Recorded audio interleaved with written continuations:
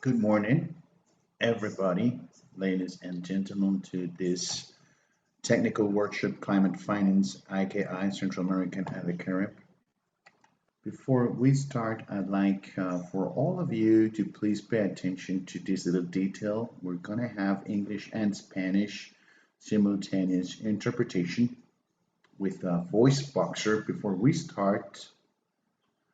So here we will have simultaneous interpretation service, so you can do it from your computer, from your mobile phone, from wherever you want. On screen, you can see the details. So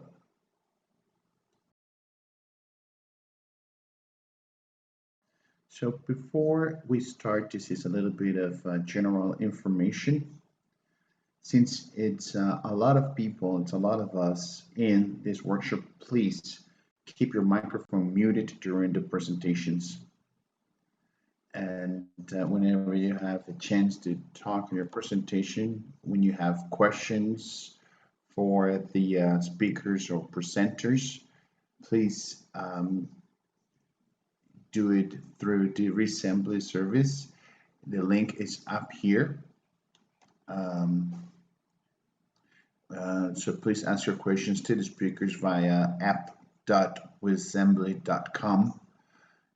We recommend using Firefox, Edge Explorer, and Chrome to deactivate AdBlock. Okay.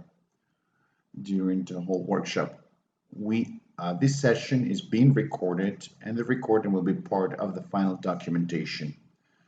If you do not agree to be recorded, please let us know via chat or via Waysembly.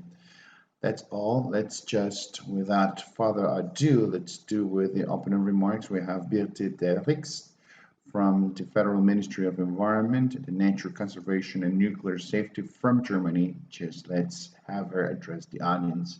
Birte, please go ahead.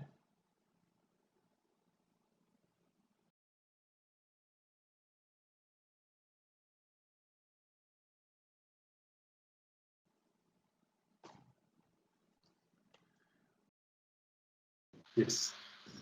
Okay, great. Yes. I think I just have to switch off my translation just 1 second.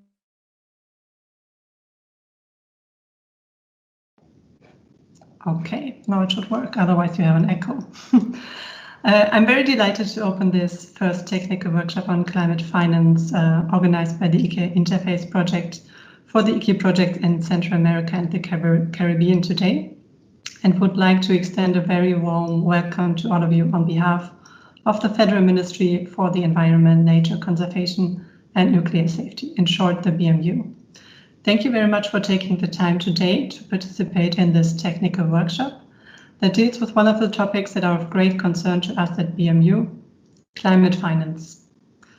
Significant investment from public and private sources is needed to reduce the carbon footprint of the global economy and make all countries more resilient to climate change. In particular, Article 2.1c of the Paris Agreement aims at reconciling financial flows with low carbon development that is resilient to climate change. To this end, the industrialized countries already have set themselves the goal of mobilizing $100 billion annually from public and private sources for climate protection in developing countries, starting from 2020. The International Climate Initiative, IKI, is a very important part of Germany's international climate finance commitments in order to facilitate the participation of the private sector in and for developing and emerging countries, and to achieve positive effects for the private sector, climate and biodiversity in the partner countries in equal measure. IKI currently funds 66 climate finance projects with a total volume of 665 million euros. 29 of those projects are working in Latin America and the Caribbean. Let me just briefly highlight a few of those projects. We have the Green Finance Facility of the Inter-American Development Bank that supports national development banks in developing new financing projects for Latin America and the Caribbean. To this end, it provides long-term financing with favorable terms and technical accompanying measures. Depending on requirements, bank employees receive training, market opportunities are analyzed, and the development of business plans is supported. As part of the ICI Corona response package, BMU has also increased its funding for the Biodiversity Finance Initiative. In short, you may know it under BioFin, that is implemented by UNDP. As most countries lack reliable information on the actual costs that are needed to effectively implement their biodiversity strategies, nor do they know where the necessary funds can be sourced and how they can be used to implement their strategies. The BioFin initiative is active in over 35 countries and is a global partnership that supports its partner countries by addressing these knowledge gaps. Financing solutions are developed and implemented in a second step. Germany is also the largest donor of the Adaptation Fund, having contributed over 360 million euros to date and enabling it to address the adaptation and resilience needs of vulnerable populations in developing countries. In addition, BMU has already offered 100 million euros for a special ambition initiative under the NAMA facility to support countries with the implementation of their emission reduction targets as they recover from the COVID-19 pandemic. The topic of climate finance will also play a role in the next ICI thematic call, to be published at the end of November, beginning of December this year. It is one of the important tasks of our ICI interface projects to foster cooperation between ICI projects and to create room for exchange and synergies. At BMU, we think that this form of knowledge management and learning is very important for successful project implementation. Therefore, I would like to encourage all of you to participate actively in this technical workshop on climate finance today, as well as in future events organized by the Regional Interface Project. Make use of these opportunities to learn from each other. Unfortunately, I cannot stay for the whole workshop with you today, but I am happy to say that my colleague from BMU, Nina Wettern, is also with us today. She's working on the topic of climate finance within our ICI division and will be very happy to answer any questions that you might have during the workshop. Thank you very much and have a good workshop.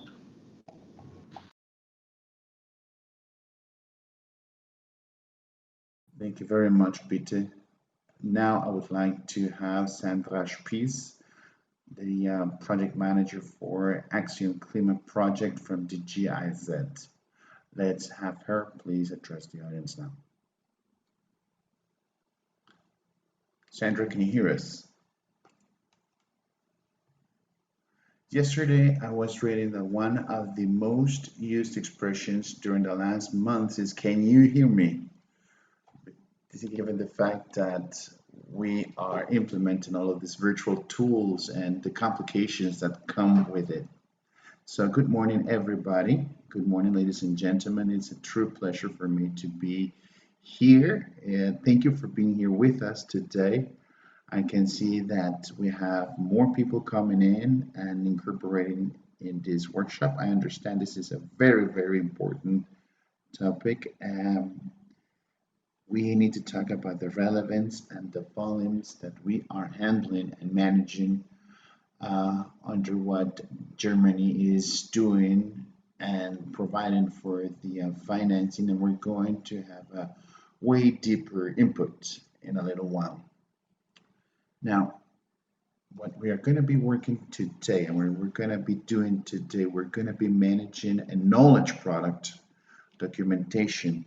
So that's why we have two colleagues from La Pecera, which is a company, and they're going to help us design and write a document that will be gathering all the information that we will be producing during this workshop. This workshop is targeted at colleagues and stakeholders from the IKI projects in Central America and the Caribbean. That's a little different to the webinars we've done in the past that were simply just open to everybody who was interested. Today, we have a little bit more focused approach for these specific projects. Stefan mentioned it. We will be recording these sessions and we will be recording the work sessions as well. And there it will be very much like the workshops you are all used to. We're going to be working with whiteboards, cards, post-its, but we're going to be doing that virtually as to be able to preserve this flavor of collaboration we are all used to. Yeah, then like a planning workshop that we are all used to experiencing. Um, I wish you all, at least in the Americas, I wish you all the morning from the MMU colleagues. It's already afternoon, but I hope that this will be a very fruitful session as to be able to gather all the experiences and knowledge that we have in the region. But to thank you, Stefan, who is going to be moderating the entire session, and we're going to be able to see in a little detail what the agenda looks like for us today. In this the Climate Action or ACCION Clima project, we are in Costa Rica, and Birte and her colleagues has told us to manage this project's interface that looks forward to working together and exchanging more experiences together and staying in contact. I hope that you will have a great session, and we have the support and the participation and engagement of everybody. Thank you very much.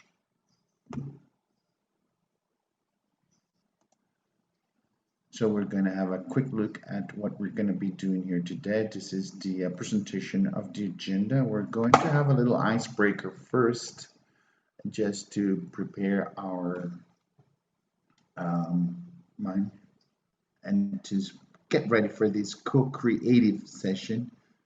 And then Christina is going to give us is going to have a presentation about what this climate finance is. And just to have a starting point for this workshop. From there on, we're going to have a panel discussion with the participation of various projects in the region that will give us a little bit of an idea of how this works in the practice for the ACCION Clima project and the theme relationship of this panel discussion. From that point on forward, we are going to go for a small coffee break. These virtual sessions, as you will know, are a little demanding when it comes to the proficient use of time. So we're going to have a little coffee break as to be able to stretch up a little bit. It will be 10 minutes, and after that we're going to start with the group work. We're going to have 3 group works that will be having different different take on the different angles for example, the capacities required or that exist, or the room for improvement, and a little bit how the interface of the projects that we can support in this topic. We are going to have smaller groups, and we're going to be working in virtual rooms, and then we're going to come back to the entire group after a while, and we're going to have a presentation and discussion. From that presentation discussion, we should derive the conclusion and agreements and the final evaluation and the support for this big group from different projects in the region. And having done that, we will have the closing remarks, hopefully after having created a lot of networking, a lot of connections when it comes to climate finance. The whole idea is to be able to adjourn this meeting at 11:30 San Jose time, and 9:40 you will have again small breaks just in case you need to make a call, stretch your legs, or something else. Having said that, let's just get ready and let us get prepared for this session now. Let's use the app with Zembly. We have a small quiz for all of you. You can do it by clicking on the following link, which is app.weassembly.com hashtag FA0BDAB. And please click on that, access the link, and answer the small questions we've got for the quiz. Our session is ongoing. You will have now 2 minutes. In a little while, we're going to be using the WeAssembly tool. So this is also a way of getting used to this, of how this is going to be working today. So let's have 2 minutes from this point on, and let's do this quiz.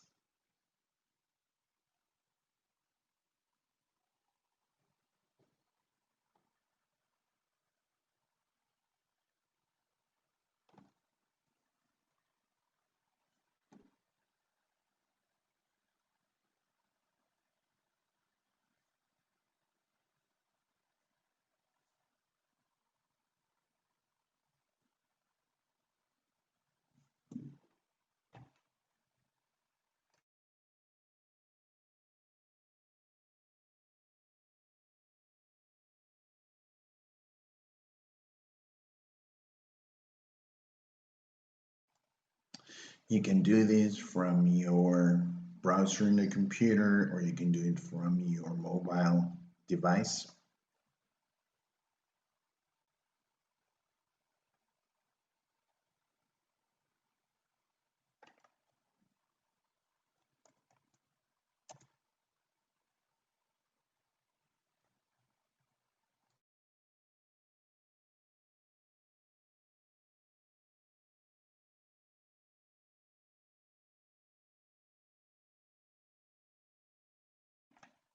Last minute.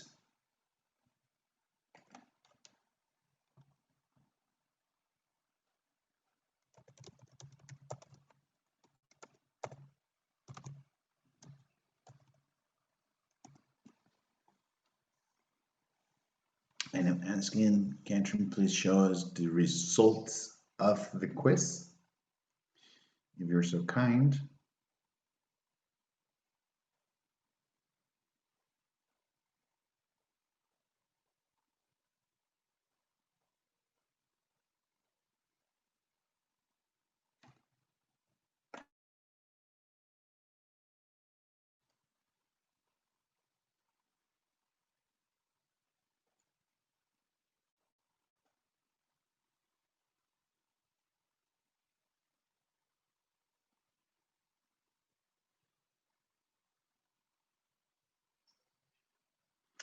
We are starting to see the screen.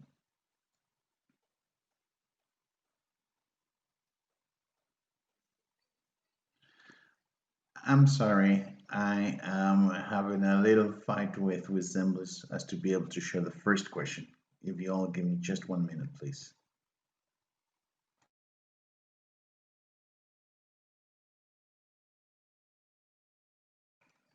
As you were able to see, there are 3 questions. One that has to do with Scotland.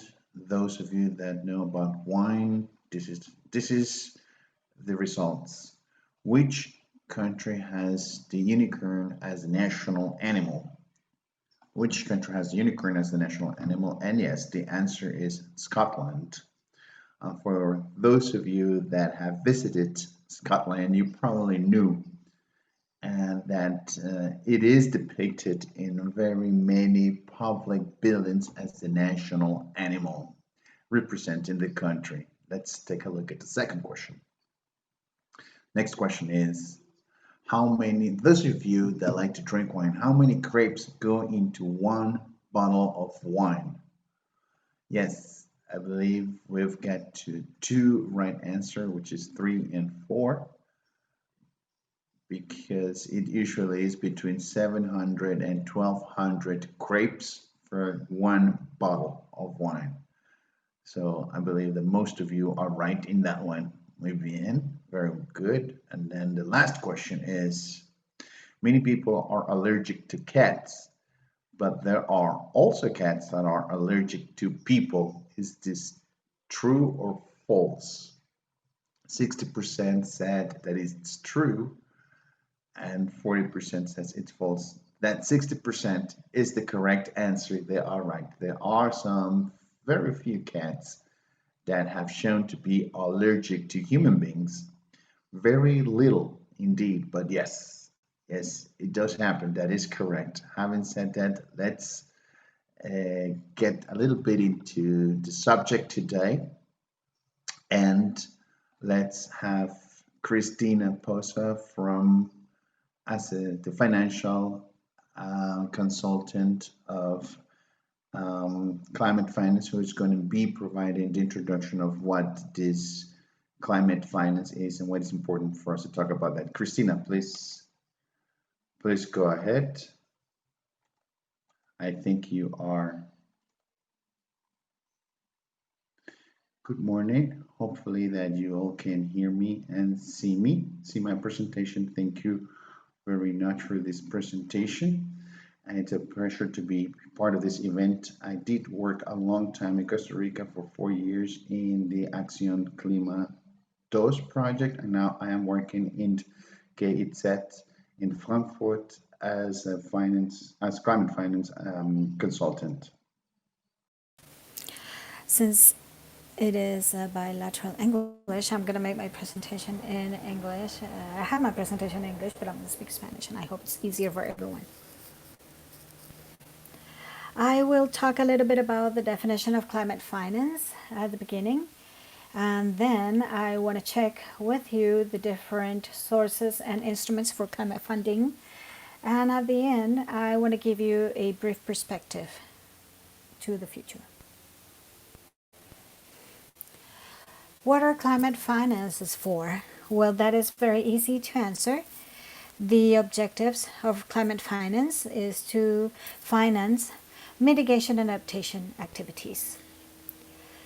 And mitigation in this case is focused on dealing with the causes of climate change, reducing greenhouse gas emissions, and thus reduce also the magnitude of climate change. On the other hand, to finance adaptation activities with the objective of reducing vulnerability for humans and ecosystems, and also to reduce losses that result from the impacts of climate change, for example, extreme climate events, changes in the tide patterns, rainfall, etc. There is no single definition for climate funding or financing, but there is a definition that has been established by the Standing Committee on Finance, which is an organization that has been created within the framework of the Conference of the Parties. And they say that exactly. Climate funding or climate finance aims at reducing emissions, enhancing sinks of greenhouse gases, reducing vulnerability, and also increasing resilience of humans and ecological systems.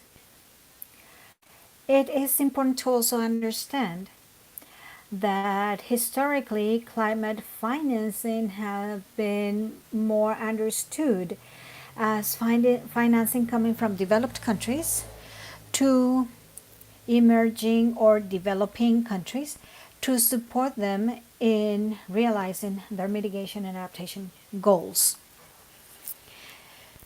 From this understanding, we also have the objective of mobilizing $100 billion per year that should be mobilized by the developed countries to support the developing countries. This definition has changed a little bit with the Paris Agreement. And Birte Derrix had also mentioned this in the opening.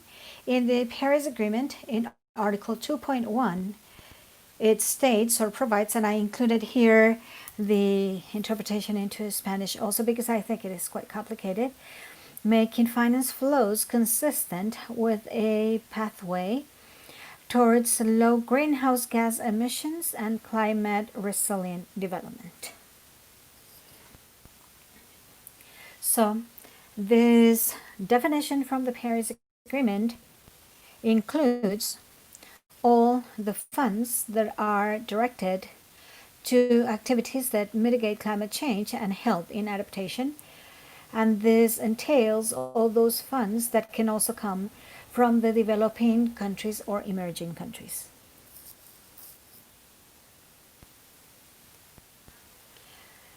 Now I would like to see with you this chart. I am sorry because it looks very small, but perhaps many of you had seen it before. This is an analysis of the climate policy initiative that is published every year, I think. And what you can see here is where the funds are coming for, climate finance, where it's coming from, and what instruments are applied, and where this is invested. And I would like to highlight three elements here. On the one hand, towards the right, you can see that most of the funds are invested in renewable energy, low carbon transportation, and energy efficiency activities. And at the same time, with this, most of the funds are channeled to mitigation activities. More than 90% of the funds go for mitigation and not for adaptation activities, or to both. This is interesting, and we have to keep it in mind for the activities in the different countries. And finally, in the left of the chart, you can see where the funds are coming from, and the sources are in gray and orange. And in the blue, we have the international sources. In green, we have the government budgets. And now I would like to see with you these different sources in more detail, as well as the different working approaches that they have. I want to begin by international public finance, because as I said, historically, this is where we had the big focus of international cooperation. Normally, here we make a difference between multilateral mechanisms and bilateral mechanisms. The multilateral mechanisms include all the funds, like the Green Climate Fund, the Adaptation Fund, and also other multilateral funds, and also the multilateral development banks and the regional development banks. And we also have the bilateral mechanisms, as the word says, is between two countries, different countries, and one of these mechanisms is also ICI. And traditionally, or because of the complexity of these different funds and instruments, the focus of the cooperation has been in developing architecture from institutions to be able to access these funds in the countries in which we have worked. The different initiatives, the different funds, have very diverse modes of access. They have very different priorities, and the processes to be able to access are very difficult. Making a project proposal for many of these funds is very complicated. So there was a need of creating these institutions and processes in the different countries with very well-defined roles and responsibilities to be able to use the funds. Now, a topic that has not been discussed so much in the past, but now it's been considered more often also in the context of climate finance, and is the domestic public finance. The objective here is to align public spending with climate objectives of the different countries that are defined in most of the cases in the NDCs, the nationally determined contributions. But on the other hand, these mechanisms that I'm going to present also have the objective of incentivizing or encouraging a redirection of private funds to climate-friendly activities. And these instruments that are here, for example, we're talking about tax incentives to encourage activities that are climate friendly, also CO2 taxes, reforms or really reductions in subsidies, for example, the subsidies to fossil fuels or fossil energies, cannons, for example, cannons for emissions, but these could also be payments for environmental services that could play an important role in the financing for adaptation, for example, for the ecosystem services of water or forests. And finally, the resilient public investment and climate-friendly public investment. And the third area for climate funding is private finance. The sources for this finance is private enterprises, households, and also investors. And typically, the focus in this area is what the role of the financial sector is in redirecting these funds towards climate-friendly objectives. And why? Because the financial sector has the power of being a catalytic agent and is able to redirect the funds. In this area, we normally see two perspectives. One of them is the perspective of opportunities. The question here is, what can we finance? What activities that contribute on the mitigation of greenhouse gases and help us adapt? So from here, we get all the products that have been developed in the past from financial institutions. That could be, for example, like green credit lines, green bonds, and also climate insurance. And the other perspective is the perspective of the risk. In this case, the question is, on the one hand, how do we ensure the financial system against the climate risks?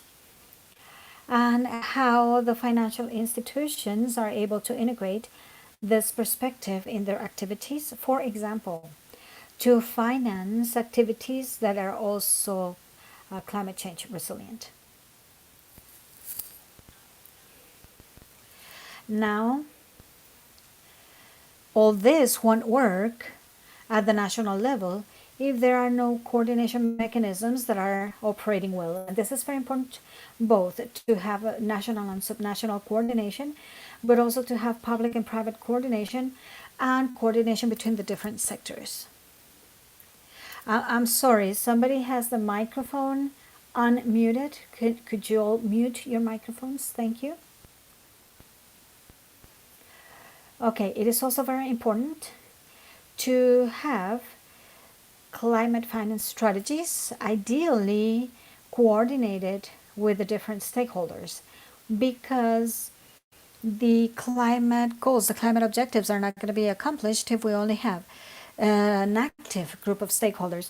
So it is important to have these strategies or investment plans of the NDCs, and also to have the development of a bankable project portfolio in the case of private funding, but also a portfolio of projects that could be proposed, for example, for the international finance mechanisms. And also something very important is to have a good level of monitoring so that we know what is the funds, or what are the funds we have available, how much we need, and how we can obtain those funds. And finally, an element that is very important as a framework condition is the access to climate data. This is important, for example, for the development of products such as the climate risk insurance, that they need to have projections about climate change, or also for resilient investments, because we need to know, for example, in the infrastructure project, how is it that climate is going to behave in this place. And finally, I just wanted to mention that with COVID-19, we find ourselves in a very difficult situation also with regards to climate finance. The priorities of many decision makers have changed.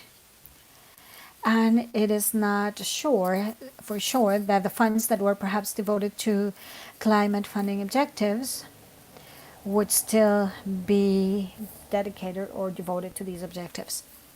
Additionally, it is a big issue that the national public resources are more limited because the income for taxes have been reduced and there are many expenses to be able to overcome the crisis. So this is like my final comment, and thank you very much again for inviting me, and I'm very interested in listening to the discussion afterwards. Thank you, Christina. Yes, we are going to also have a space. If you have questions to Christina, you can post your questions in Voice Assembly as we did before, but also for the panel, for the discussion in the panel that is coming. Please, the questions should be asked through Voice Assembly. Now we're going to go to the panel discussion that focuses concretely in different projects of the region. And for this, we're going to have 40 minutes, approximately then 20 minutes for Q&A afterwards. And for this, I invite David to present, David to introduce yourself and guide us in this panel. Thank you very much. This is David Alfaro speaking. It's great that you listened to me. First of all, I wish all of you good morning and good afternoon to those that are on the other side of the Atlantic, especially Christina, that we have worked with her on this topic quite hardly here in Costa Rica when she was here. Great learning. She was actually my mentor in these topics, so I really thank her for this. Before we move to the panel, I would like to make a few comments to contextualize the situation. Christina already gave us kind of a general background of the concepts and the conceptual part that goes with the climate finance. But I also wanted to make a reflection about the practical reality of what is happening at this moment. Although the climate funding flows seem to be increasing with time, we now have to see what is going to happen because of COVID-19. But the measurements in general are still insufficient if we really want to accomplish that goal of the 1.5 centigrades as a limit for the increase in the global temperature. According to the estimation to be able to get to a low emission economy goes between $1.6 and $3.8 billion per year between 2016 and 2050, for you to kind of have an idea, just for the investment in energy systems on the side of the supply. While on the side of the adaptation, the World Commission for Adaptation estimates that the adaptation cost may exceed the 180 billion per year just between 2020 and 2030. So we're having a big challenge here. In that sense, it is necessary to have an important change that exceeds the business as usual scenario, the current situation we have in terms of climate finance. The annual investment should increase quickly for us to be able to accomplish the objectives that we have set and begin the process of transition towards the green community. In addition to increasing the climate finance flows, because it can not only be like on the side of the supply but also the demand, we should be able to gradually eliminate the investments that block those transition processes to more sustainable economies.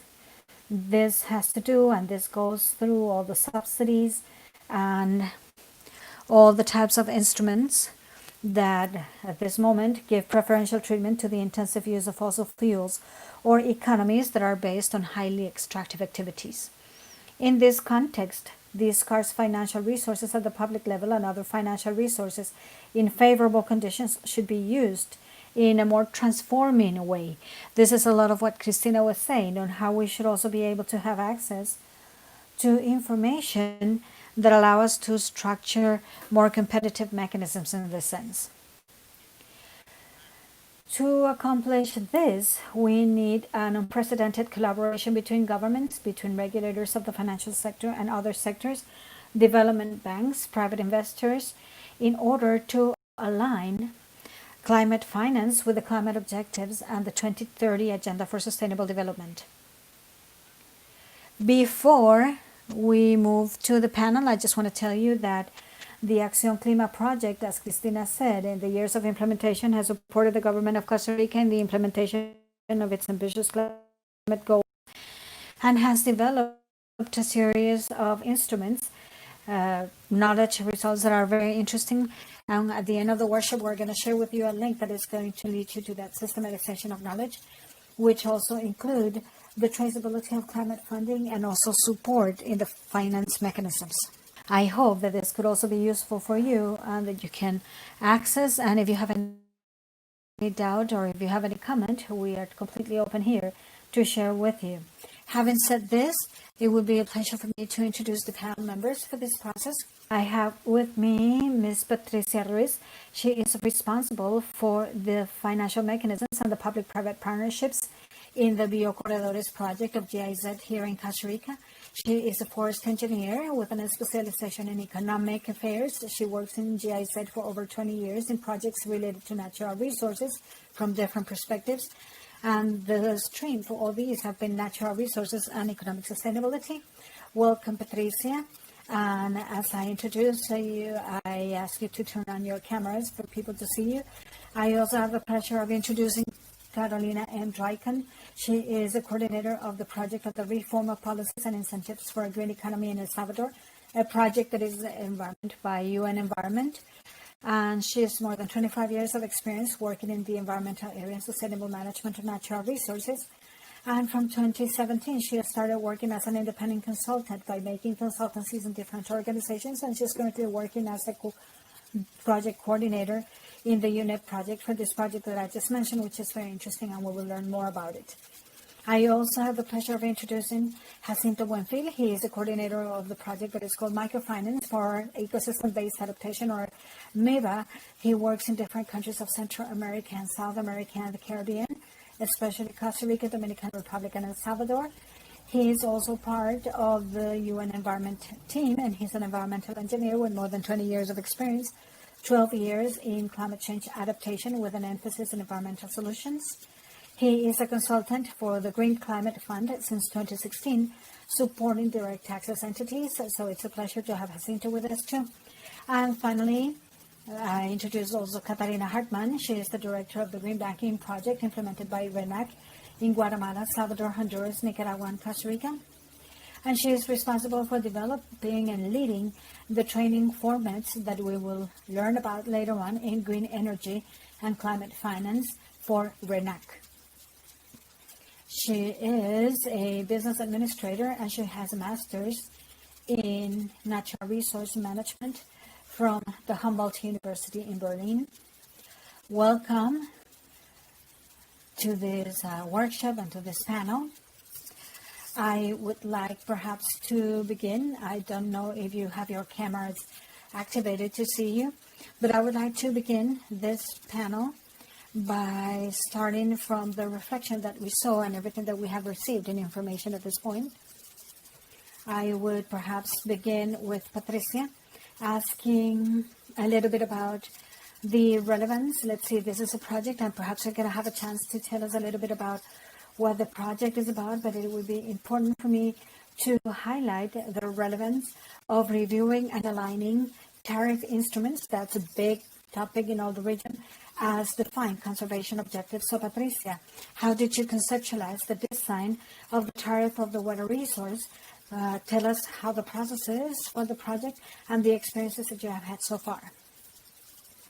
Okay, thank you very much, David. I don't know if you can hear me well. Yes, we can hear you well. Okay, so thank you very much and good morning to all of you. It is really a pleasure to participate in this event, very enriching, and it also allows us to elaborate a little bit on the panorama with which we have been working so far. To talk about the tariff instruments and how they are applied, I think it is very good to contextualize what a tariff instrument is and at least to say why it is applied or what for. Usually these instruments are used at the level of the regulation to be able to guarantee the sustainability of the services, the public services that are provided in a country or in a region.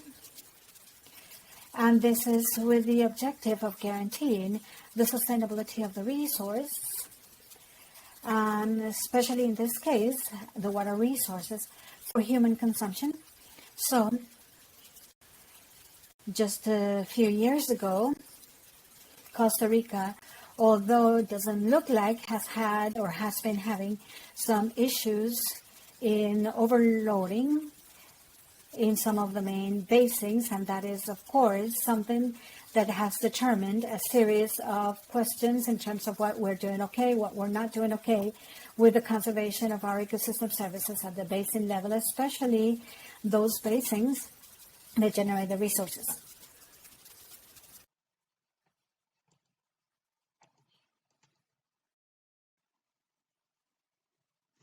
So it's been a while now that the National Institute of Water, as the regulated entity of all utilities, started having a concern of all the situation, and they started looking for different kinds of support as to be able to determine which would be the measures to be able to ensure the sustainability of this resource by injecting fresh resources. So this is how we came to think that we need to have traceability, monitoring, and we need to have activities both for mitigation on the one hand regarding the use of this resource, as well as adaptation measures. So it is like that we got close to the German cooperation, the GIZ, along with some other national institutions, and we started creating a methodology as to be able to incorporate the fee of the sewer service and have a little tiny tax that will be targeted at the conservation of water as a resource. So this small exercise transformed into a structural change in the countries to be able to capture these funds. In that way, we started working with different institutions, the AYA, which is the Sewer and Water Institute in Costa Rica, and we started working hand in hand with the regulating authority of public utility services. So we started, I wanted to actually talk about two different functions that this Institute of Sewer and Water has in Costa Rica. On the one hand, they will regulate the service.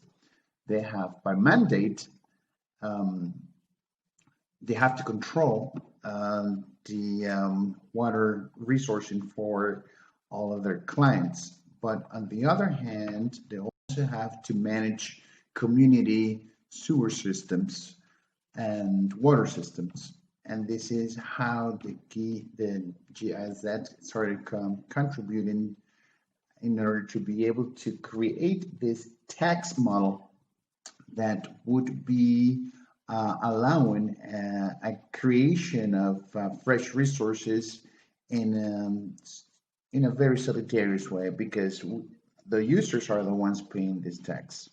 In that way, we established different calculations as to be able to create a differentiated tax according to consumption. This tax started being applied after a long process of discussion and testing and whatnot. It was started being applied on January this year. The accounting started off in February, and so far as of August, we have created fresh resources for about $760,000. So this small tax is targeted at developing different activities in the watershed that creates the water resource. And this is from the water intake towards the watershed. It has nothing to do with the actual distribution of water. This is a compensatory measure. The one that uses the most pays the most. We have this already set up for the next 5 years, and it is based on the remediation costs of the watershed. This tax fee actually covers for all of the activities that have been planned for the next 5 years. So this is being applied voluntarily by the AYA, and we are hoping that the community water management institutions will continue to request this structure, which to the regulation authority, which is the one that will be approving this tax.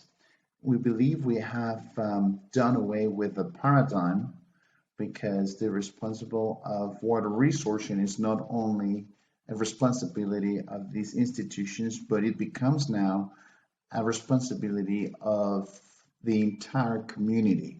And it shows a way of coming to solidarity when it comes to water consumption.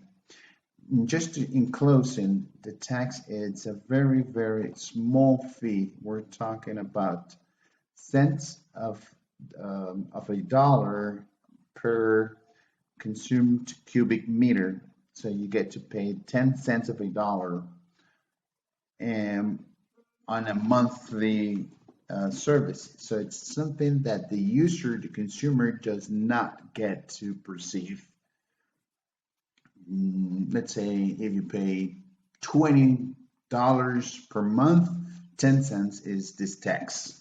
Patricia, this that you're talking about, this is, I believe, very, very important in this discussion. How do we align the existing long-term strategy with concrete measures of financial sustainability? Allow me to use that as a leverage to talk about Carolina's witness or testimony. They are doing different aligning of all the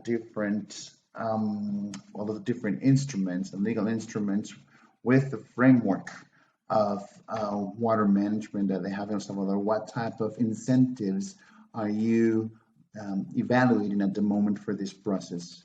So maybe you can tell us a little bit how that process of alignment will go, because we're talking not only about financial alignment, but also legal alignment. Please go ahead. Your microphone is muted. Please go ahead. Sorry. Okay, here we go. Good morning, ladies and gentlemen. Thank you very much for this great opportunity that you give me to share our work during last year in this project. The project starts off as a way to support in El Salvador, because we have adopted a mitigation concept, and then we have a program of recovery of landscapes and watersheds, and we're looking to restore 1 million hectares for 2030. The goals of the project is actually aligning all of these legal frameworks, policies, and at the same time providing an incentive program for restoration by executing pilots. So what we have been doing is an alignment of all of these legal instruments, both for the environment as well as for agriculture, because they both have impacts on the ecosystems. For example, 75% of the land in El Salvador are composed by agricultural productive systems. So what we have done is that we run a very exhaustive exercise by interviewing people, institutions, and other stakeholders in order to be able to complement the public policies as part of the legal framework in order to incentivize the different uses of land and benchmark that to all of the different agriculture practices. And we have done that with the recovery program, the environment policies. This exercise up to this date has allowed us to identify different bottlenecks. Politicians and government officials that could be actual obstacles in the implementation of this program. At the same time, we have been able to retrieve the identification of different solutions, because we know if the law, the policies, and the programs in the agricultural sector are not aligned with the legal framework and the tools of the environment, we will not be able to protect this ecosystem. Additionally, we have had some technical and territorial consultation processes in spite of the pandemic. And we have had a true engagement both with national offices, municipalities at territorial level, producers, the private sector, and different stakeholders. And given the experience they have been able to identify which are the barriers that are keeping us from aligning these policies in order to have a good incentive program. All of this process has allowed for us to, along with the Ministry of Environment and Agriculture, we can actually identify some of these legal instruments that which are the ones we are reviewing right now. For example, the Law of the Environment, which was created in 1996, and we're reviewing that law as to be able to update it and bring it to modernity. A law of irrigation, which is a very, very important law that dates back to the 50s and that has not been reviewed. The law of wildlife preservation, and along with the agricultural practices, we are reviewing, for example, the law of forest incentives and the environment agricultural law as well. So all of the inputs from the different sectors are going to allow us to prepare all of these instruments so that we can actually help facilitate the management of the program that we have right now. Maybe you would like me to explain a little bit more about the program, but we have 3 models right now that we would like to design based on national and international experiences. Carolina, maybe we can move on to another presenter and then we'll come back to you in order to find out how you are actually creating the structure for that program so that we can actually compare that to different experiences we have in the region. This first part, all of this approach that we have had with Patricia and Carolina, of course, it's a little bit more on public instruments that are readily available if we remember what Christina said at the very beginning, but also we need to evaluate the flip side of the coin and the other role that the private sector plays on this topic or has on this topic. Now I'd like to talk to Jacinto because the Ameba project, and we will be sharing the links to the different projects where you will be able to find all of that information.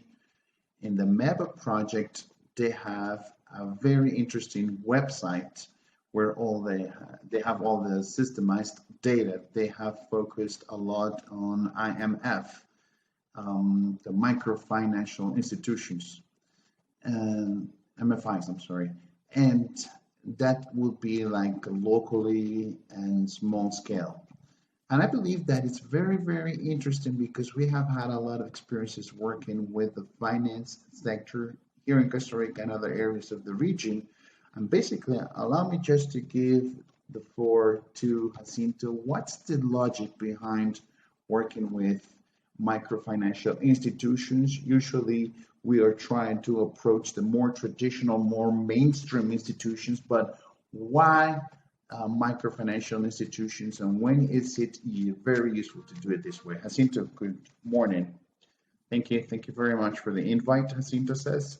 It is a true pleasure to be here with all of you, ladies and gentlemen, as to be able to actually address this issue. In the early presentations, we were able to identify the great need there exists to work with the private sector. There is a gap, a financing gap that is very large when it comes to addressing climate change. And we know that most of these financial resources are being given to mitigation intentions. In order to be able to bridge that gap, we need the participation and the engagement of the private sector. If we're talking about adapting of the climate change, what is it that we want to do? Usually, when we're not talking about mitigation, in which we only have one variable, and it's basically just CO2 emissions. When it comes to adaptation, there are very many areas that we can address these vulnerable populations, small producers, and the influence they have on the territory, whether it is good or bad practices and the consequences it has on climate change. So that's where it all started, all this concept, and that's where we had to actually adequate the definition of the environment-based adaptation to what could be manageable in MFI's credits that usually are between $1,000 and $1,500 in the agricultural sector for this vulnerable population, which is small producers. Now, just to be able to provide you with a little bit of context, we started in 2012 working in Colombia and Peru, 3 in Colombia, 2 in Peru. And in phase 2, which started off in 2018, we expanded the focus because it was part of the objectives of the initial project. So we are now working in 6 countries of Latin America and the Caribbean and 2 African nations with approximately about 13 MFIs in which we do provide technical consulting so that they can actually integrate the environment-based adaptation so that they can improve their risk management and promoting services that will be targeted at climate change. I can provide further details later. This is just a very high level onlook, but we do need to work with the private sector. We do need to work with the financial sector so that decisions that are made in these fields are targeted towards the Sustainable Development Goals, the SDGs, and the goals of the Agreement of Paris. So we can actually make great changes. Our slogan is with a multiplicity of small-scale actions, we can actually have a large-scale change. And just to provide you with an idea, this project has been financed by BMU as well. BMU has actually donated 5 million euros so that's to be able to provide this technical assistance to the MFIs that we work with. And we have actually gotten between 27 and 28 million dollars, which is a leveraging of 1 to 5. That means that $1 up invested by BMU, we have gotten $5 from different institutions to be able to leverage these programs. So I'll stop talking right there for you to know. Great data right there. We will retake that topic, and I would like to retake this. The financial sector, we need to work with it, but very many times the financial sector does not have the capacity to be able to channel these type of funds. To her. Katharina, thank you very much for joining us in this workshop. And I would like to introduce your statement, saying that your project is very interesting because you're working in developing capacities within financial institutions in Central America. But I'm not aware if these institutions are conscious about the needs they have before they plan to introduce such financial products in order to meet the environmental targets. Do you have previous sessions with target groups in order to have a better understanding of the needs in the financial institutions, which is the main concern you get from banks when you are preparing these courses and criteria for the trainings? Thank you very much, David, and thanks very much for having me. I'm happy to be a part of this workshop as well.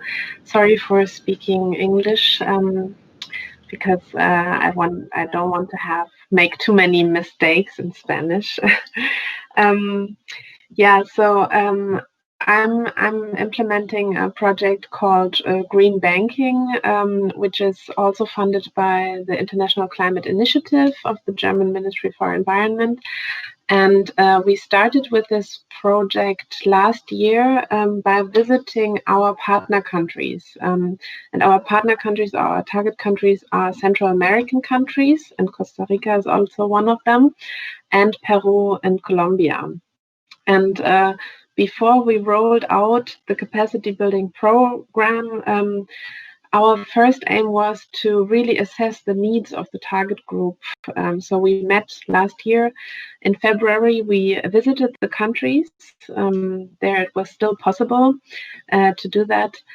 So we were very thankful for that. And we met bilaterally with many financial institutions and also public bodies and international organizations, and really wanted to assess the training needs when it comes to capacity building for green energy and climate finance trainings.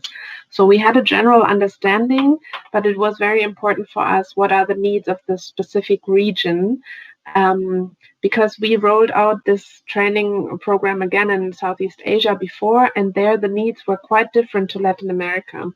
We found out that in Central America and Colombia and Peru, that the level of knowledge was more advanced than in Southeast Asia.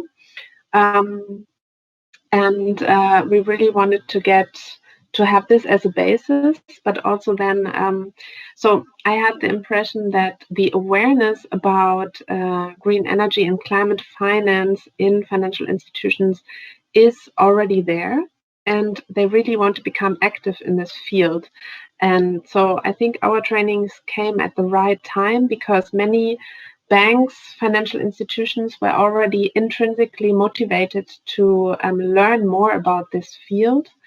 And so the only thing we did was that we put their needs and their wishes for our training into perspective.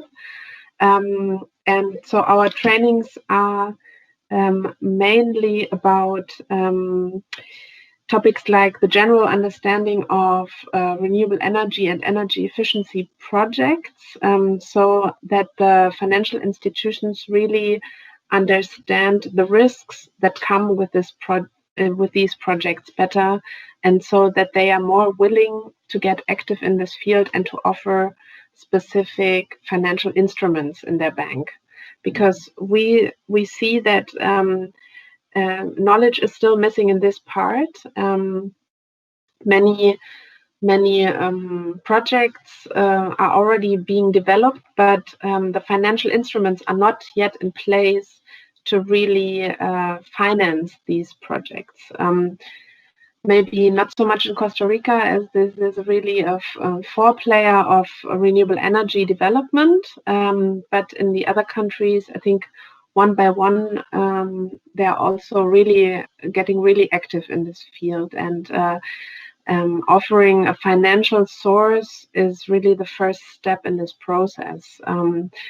And a lot of players we had so far participated in our program, and the feedback is very high. So, for example, we have banks like Banco Promérica in Costa Rica, and the neighboring countries participating in our capacity building program. We have Banco da Vivienda, Banco Agrícola in Honduras. This is just, we have more than 500 applicants for our trainings. So this is just naming a few financial institutions that participate in our program. BCE is also part of the trainings. Copenhagen, Banco Panama, Banco de Costa Rica, Banco La Fise. So we aim at private banks, development banks, and public banks. So these are the beneficiaries of our trainings, and we are able through ICCI to offer these trainings through full scholarships. That's good. Thank you very much, Caterina, for your experience. We will have some time to come back in a few minutes. So, estoy cambiando de nuevo a español para regresar un poco también y recordarles que to remind you all that the assembly in the app, we have a box for you to be able to type your questions and your comments. I can see some comments and questions that have already been posted in the app, and I'm going to be posting the questions to the panelists. Allow me to go back to Patricia and talk about these tax and try and address public instruments. Let's talk about challenges, Patricia.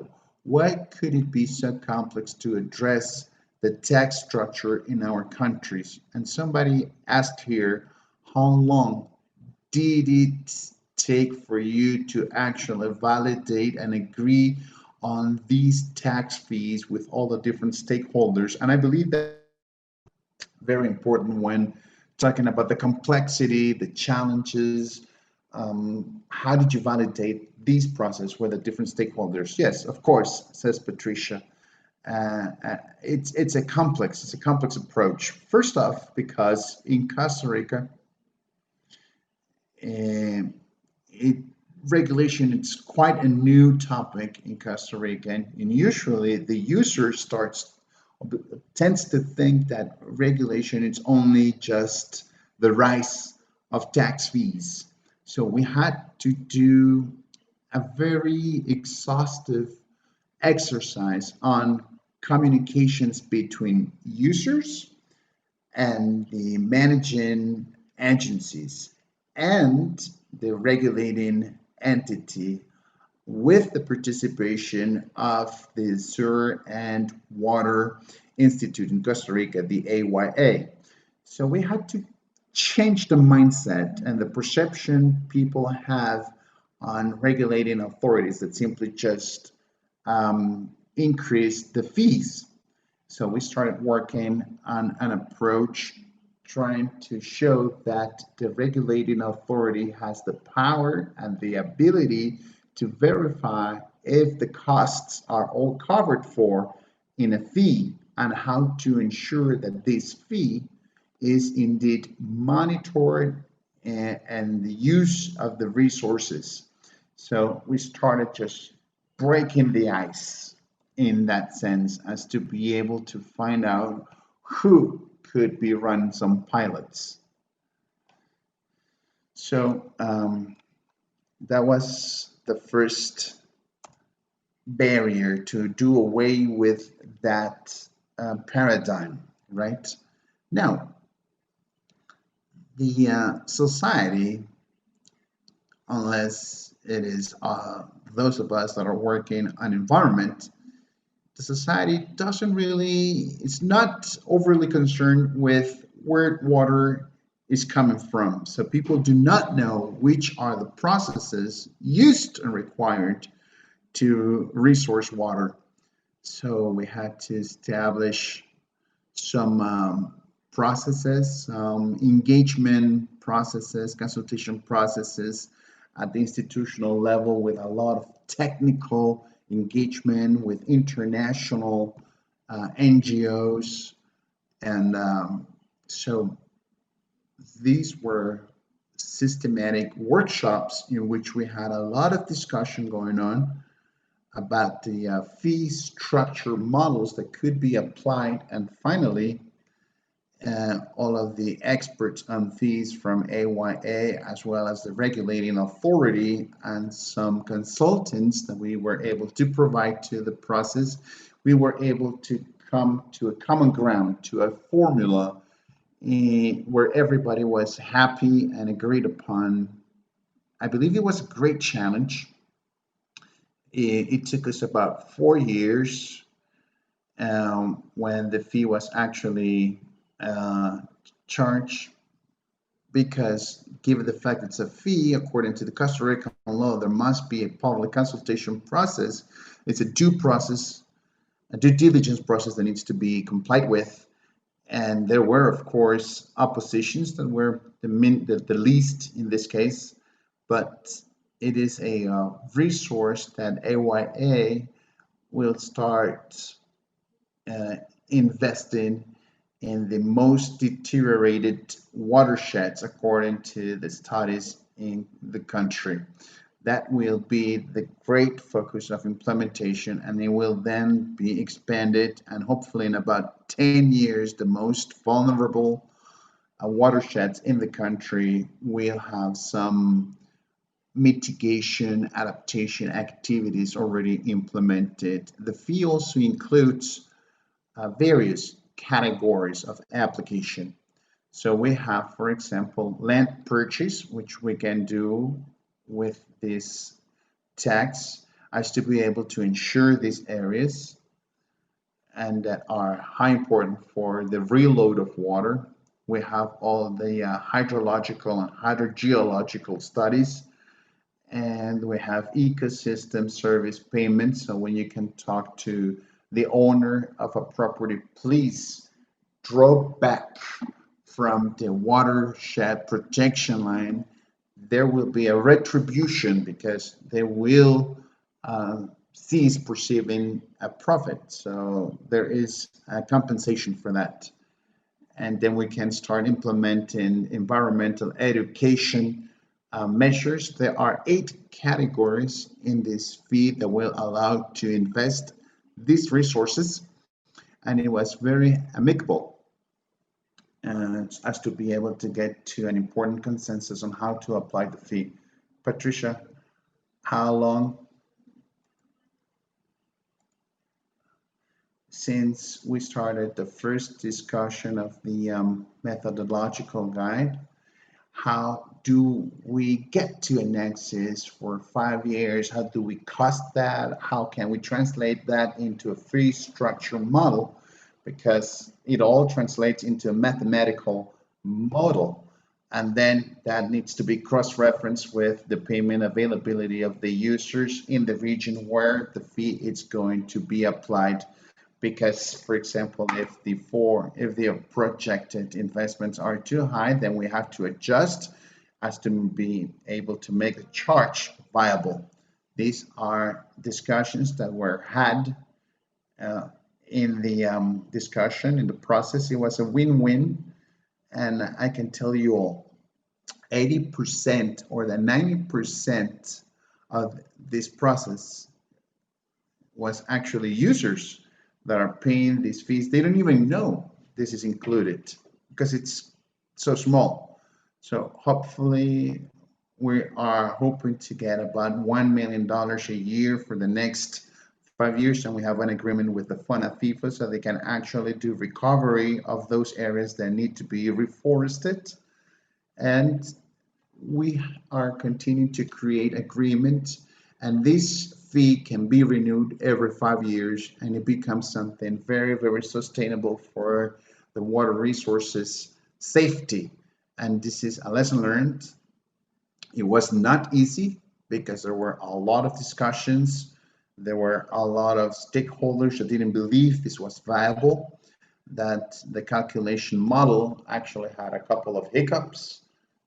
We had to pay attention to it closely, but it was very interesting in the end, and it will be well worth it to reevaluate that in 5 years.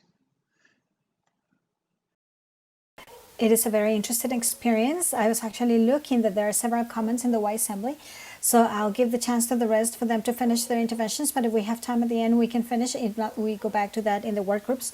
We are going to be sharing the context because I imagine that this serves as inspiration for many. Actually, my next question for Carolina goes on that line because we were talking about the payment for ecosystem services. we said that, or we were talking about what is the incentive plan, but Carolina is also asking, kind of a surprise element, if any of the experiences that we have heard so far, especially the one from Patricia, can also be useful, for example, in El Salvador. Of course, there is a lot we have considered previously, and for sure I will contact her after the meeting and do a follow-up with her what we did to be able to work and define what model we were going to include in the program. The first thing was to make an internal look of the experiences we had in the country. This led us to make an analysis and exhaustive work looking at the incentive plans applied in the country, both in the agricultural sector as well as in the forestry sector and the environmental sector, that were brought from the mid-90s. This generated knowledge and gave us information about those programs that were not able to meet the financial goal, the barriers they found, limitations, the institutional capacity that was necessary. So I think that at the national level, we have that information. But the international, and we're especially supported a lot in the experiences of the countries, of the Central American countries.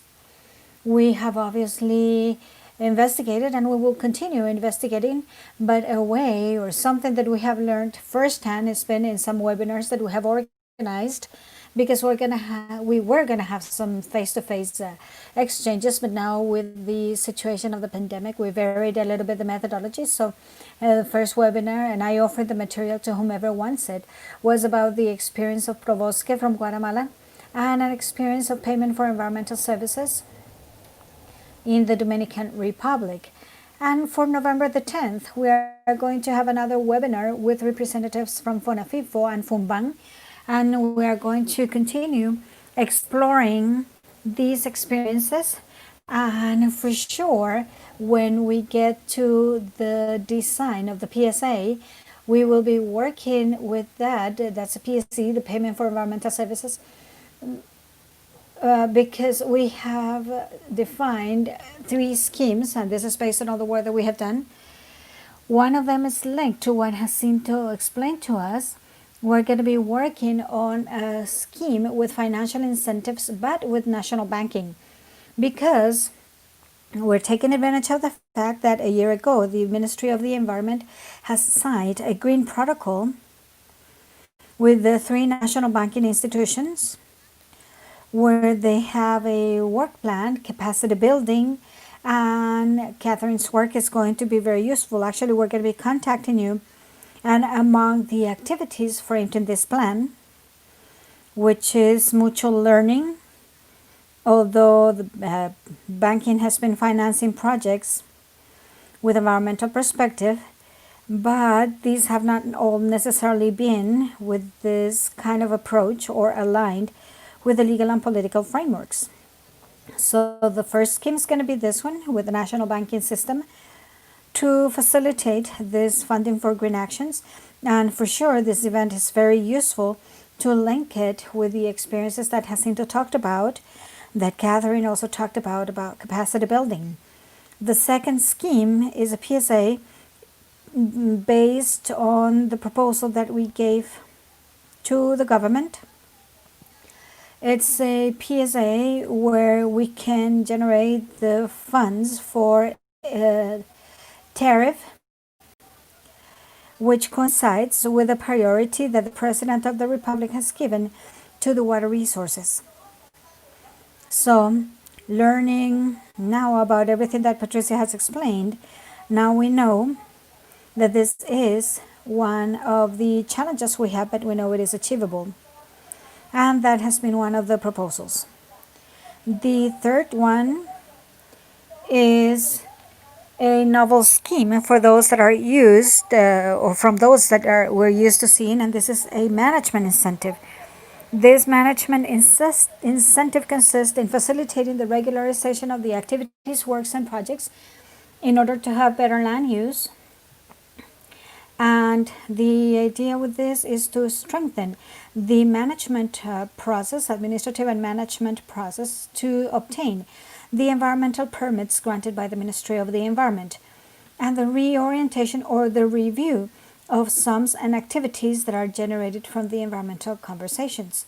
Right here, the target audience is these big, medium-sized, and small enterprises that request environmental permits, that they go through an assessment, and hence these compensation funds are established.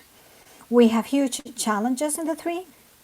Starting by this last one, the main challenge is internal in the Ministry of the Environment with its personnel and all the apparatus of what it means to receive, review, and evaluate this environmental permit that is currently a slow and tedious process.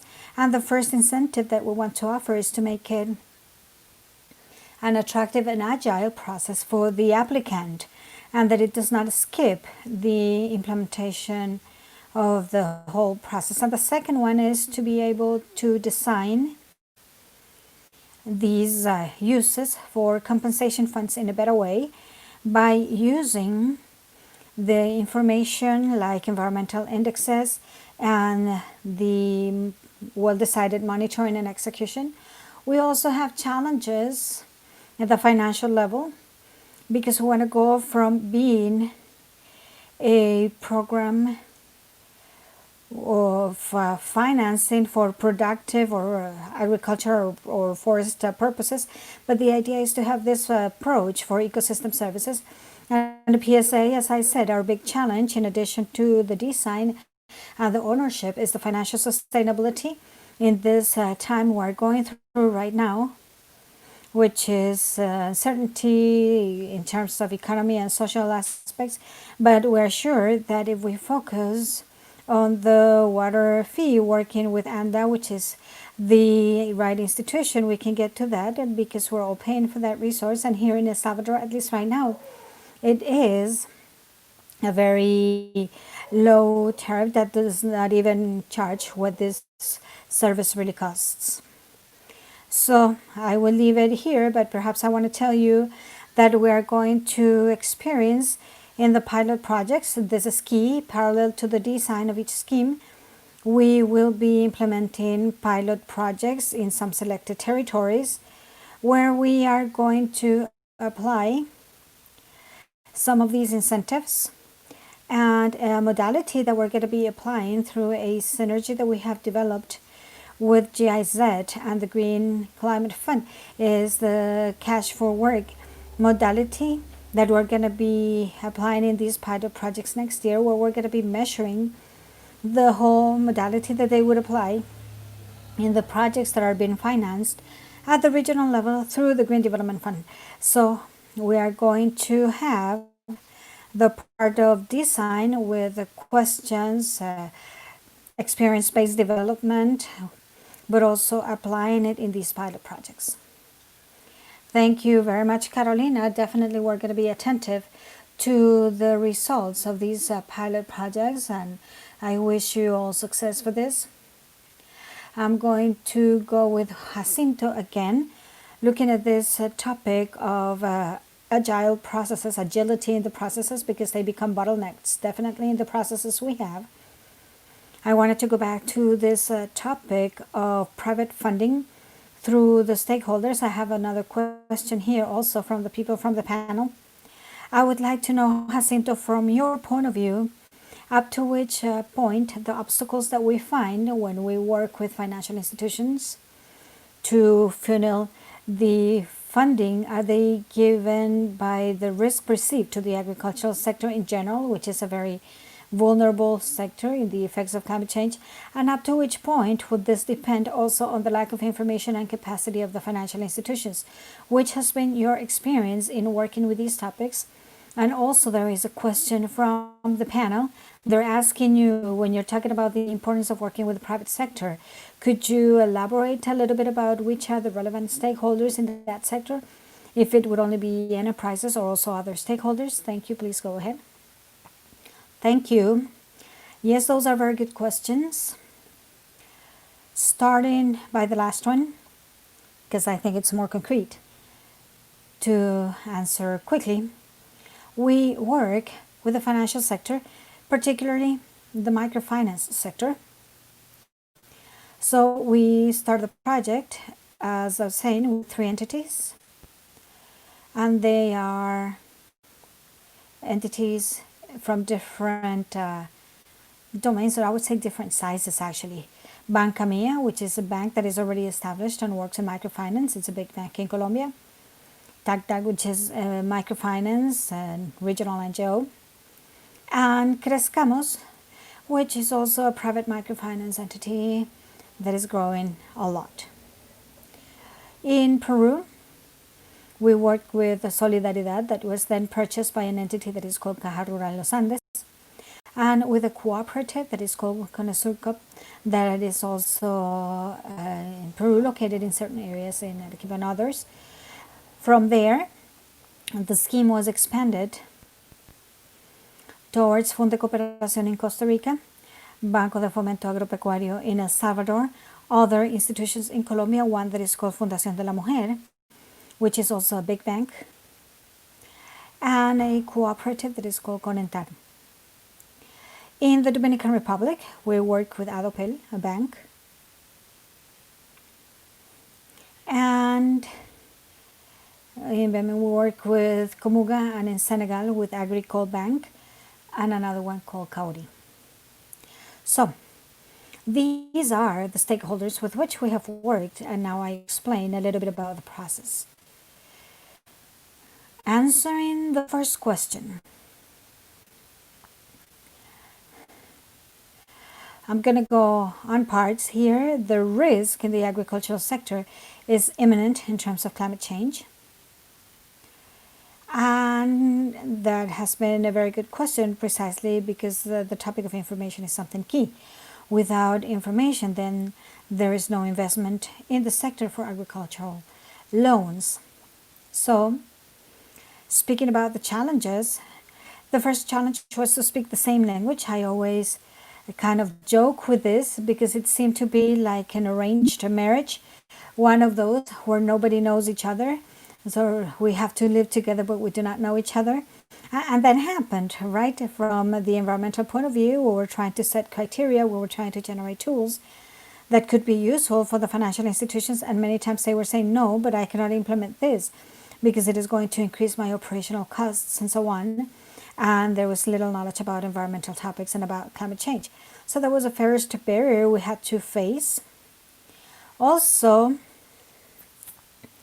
in terms of what has been financed, different from the banks that are more robust, the procedures many times in the microfinance entities are not very robust. And many times they do not even know what they are financing. While the customer pays, if they give a loan, for example, to produce coffee, and the customer buys a motorcycle with that, but the customer pays to them, they won't realize that. So a lot of the work that we did was for them to start learning better what they are financing, not transferring methodologies from the commercial urban area to the rural agricultural area. The idea is for them to have established methodologies that allow them to evaluate risk correctly. We are here talking about the credit assessment for the customers. In the agricultural sector, there is a lot of income from different types, so it's not just one activity. So we have to consider all this in the cash flow to be able to know if it is a profitable investment, if the customer is going to be able to pay. So we incorporate different solutions, different methodological solutions and tools that would allow the sector to better learn about the customer, to better know the customer, to better know about the risk the customer represents, and to design products and solutions that are according to their needs. So, for example, we incorporated the use of software to incorporate climate change variables in the credit evaluation.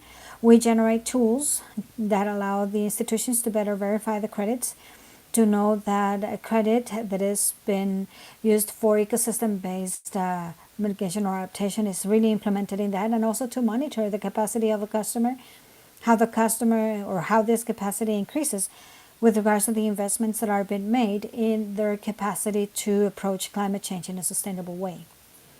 So those tools, we integrated them. And also, and sorry, just to go back to the previous question for a second, other key stakeholders is second-tier banking and commercial banking, with which we want to establish partnerships and also promote partnerships of the entities with more technical organizations that allow them to make this technological transfer or verify credits or provide more capacity to the customers. So in these partnerships with the second-tier banking, what we want, for example, is to generate green credit lines that allow the financial institutions to finance, to obtain funds with better conditions. In generating tools that allow the institutions to be more efficient in the risk assessment, including, for example, the use of tablets instead of pen, paper, and Excel.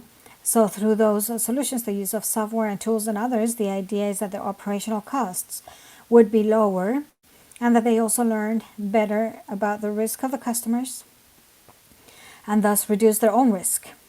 So in this way, the idea would be that eventually we can adjust the fees, the interest that are normally very high in microfinance institutions towards the risk that the customer really represents. So basically, if the microfinance institution has in its costs the financing cost, the operational cost, the cost of the risk represented by investing in this agricultural sector and the gains, then at least we are working in 3 ways of reducing costs so that at the end the customer could get better conditions. That is the actual purpose, because we saw that one of the main barriers of this concept is precisely that the interest rates are very high compared to a more commercial sector. I think that with this I answered the question in order not to be more extensive. If you have any follow-up question, I can approach that too. Thank you. Yes, actually, I wanted to mention that. Thank you very much, Jacinto, for such a good explanation. The questions that we cannot cover during the panel, we would be answering afterwards via email so that they would not just remain there and that you don't have that uncertainty of what is going to happen with the questions. We receive all the questions. They're all very important, very interesting. But because of time reasons, we're not going to have the time to answer them all. We could spend here the whole day, the whole afternoon talking about these very interesting topics. To wrap up this panel, I would like to go back for the last 3 minutes with Katarina. The participants conclude the training, which is the feedback that you have received. Do you implement following up processes with the participant institutions? Ahorita en la presentación de los proyectos IKI, creo yo, que son de sorry. De finanzas, pero cuenta. Ahí está. Okay. We have an interruption there, so sorry. Yeah, I'm repeating the question for you, Katarina. Once the participants conclude the training, which is the feedback that you have received, and do you implement following up processes with the participant institutions on the application of the knowledges? And yeah, I would like you to tell us the experience you have. Yeah. Thanks, David. Yeah, this is quite crucial for our project, that we know that our trainings have been successful. So we have a lot of evaluation forums at the end that we conduct with our participants, and they are very appreciative of our trainings. As said, they think that it comes at the right time. And we see also the success through the rising applications that we receive each year. For example, this year, for just 100 scholarships, we received over 500 applications. So I think there is a huge demand in trainings like this. In Latin America at the moment, even participants ask us if they can participate in this training paid. So without a scholarship, they still would like to participate in this training. So I think there is a very high demand. But it's a little bit difficult to really assess what kind of direct effects our training have, because participants tell us that sometimes they do this to achieve a better qualification for their employer, to specialize in this field of green energy and climate finance. And sometimes they need this for their company in order to work in a specific department that it's just focused on this topic. But if they really have implemented financial instruments to fund renewable energy and energy efficiency projects, this is a little bit hard to measure. But we would like to have an assessment at the end of our training program. We will have alumni conferences in each country, and there we will assess, because this is also then in 2 years. So in 2 years, we can directly evaluate whether some real projects have been implemented through our support, through our capacity building. And as part of our comprehensive trainings, we also offer follow-up consultation. So each participant of ours, each alumni, has the right for follow-up consultation with our trainers. Each person has 8 hours follow-up consultation where we connect them directly with our trainers if they have a specific project to evaluate, or if they have financial indicators we should have a look at. So we really put them directly into contact, so that the knowledge that we share is really hands-on and really comes to their benefit. Yeah, that's really good to hear the huge demand that you are having right now. So and just maybe, sorry, one other offer I would like to make is, if there are that are interested in our trainings, we will offer one of our trainings again next year, and you can apply for this program for a scholarship starting in December. And if you are interested to receive a scholarship, then you can directly contact me or visit our website. Usually the program Green Energy Finance Specialist that we would offer next year has a value of 3,800 euros. And in this ICI-funded program, we are able to offer this with a full scholarship. So, yeah. Okay. Thank you very much, Katharina, and thank you very much for joining us from Germany. Also, quiero, bueno, en primera instancia agradecerle por la. First of all, I want to thank these 4 ladies and the gentlemen for sharing these experiences with us. I hope that it has been very useful for all the participants. We have wanted to prepare a panel where perhaps each of the participants has provided a different experience from their own approach, adaptation, mitigation, RED, etc. And so that we can also see through this panel and the experiences that you have told us about, how we can help as institutions that channel and promote these changes. So how we can facilitate that climate financing can be funneled in the most agile and efficient way that is possible to be able to meet the objectives and the ambitions that we have proposed with the different climate goals of the countries that we support. So I hope that this panel has been useful for you. And as I said to you, we will keep the questions that you asked so that we can consult and answer via email. So you feel free of participating in Y Assembly.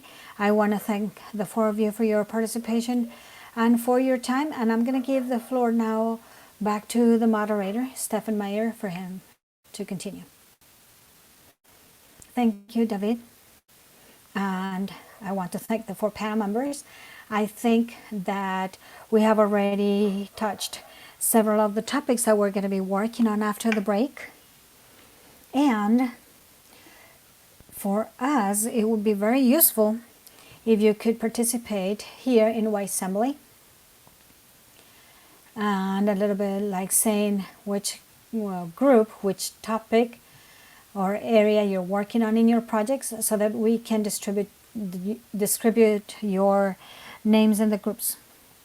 So with this, I leave you for the break. I hope that you are not so far from some open space so that you can take a breath. And since we are a little bit over the time, a couple of minutes over the time, we are going to shorten the break to 5 minutes. So 9:56 Costa Rican time, we will be resuming in the meeting. And from there, we'll see how we distribute the groups and what we're going to be working on. Okay, so see you in 5 minutes.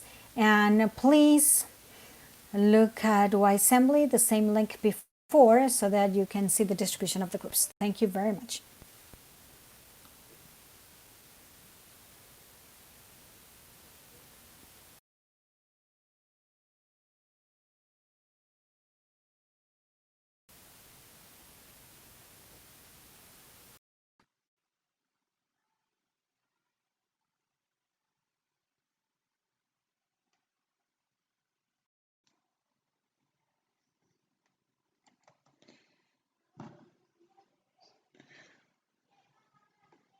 So let's resume the session.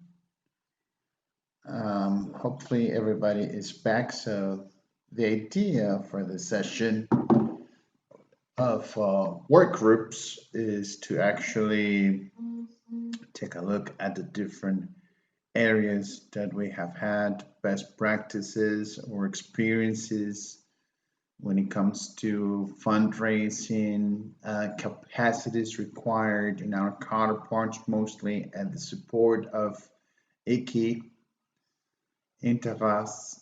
We have seen here, I don't think not everybody has actually participated in this group distribution for the breakout sessions. I think we have a large amount of into adaptation, and we have a mid-sized group in mitigation, but biodiversity and RED plus groups are a little smaller. So we thought that we could probably try and redistribute participants in 3 groups, looking for from RED plus and biodiversity. That would be 1 group to have a group size that would be similar. So we have 3 groups that we want to work with. There are various questions that we have already documented in Mural, and along with the coordinators for each groups, we are encouraging you to co-create and write down your experiences and the discussion that will take place in the group. Since we have 3 groups, we're going to have 2 breakaway sessions. So group 1 stays where we are right now. Group 2 adaptation goes to a separate link, which will be posted on the Teams chat box. And group 3, RED plus and biodiversity, will also have a separate link to be posted in the Teams chat box as well. The groups have approximately 45 minutes to discuss and to address the different questions, document your answers. Let's see how this goes. Let's see if that should be enough time. And I will be revisiting each group. At the end of these 45 minutes, we'll come back to this main room. Well, mitigation will already be here, so the other two groups will rejoin the meeting, and we will do a little reporting back, a little bit of the presentation of the different insights retrieved by the different groups. And having said that, I invite you all to please go to your groups according to the work you are conducting in your projects. So group 1, mitigation, we remain in this room. Group 2, adaptation, separate link. And group 3, REDD+ and biodiversity goes to a separate link as well. I invite you all, if you do have any questions, any comments on how to actually go to room 2 or 3, please raise your hand and we will assist you. We'll be back in 45 minutes here if there is no other announcement made.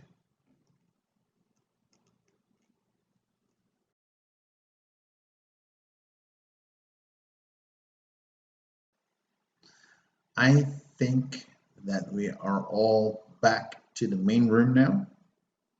If I'm not wrong, the other breakaway sessions are pretty much empty now or in silence.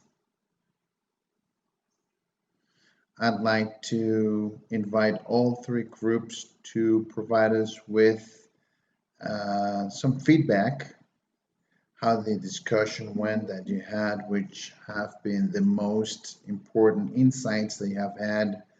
And for that, we'll have, I think, tops, I don't know, 5 minutes per group. So in order, I'd like to invite the group of mitigation to go first. I don't know if in your group you have already called a spokesperson, but let me share my screen. David, did you decide who's going to be the presenter? We didn't discuss that, but if anybody in the group would like to do it, then this is the moment. And if nobody wants to do it, I'll do it. I'd like to make an executive summary, maybe. I don't know if anybody else. Please go ahead.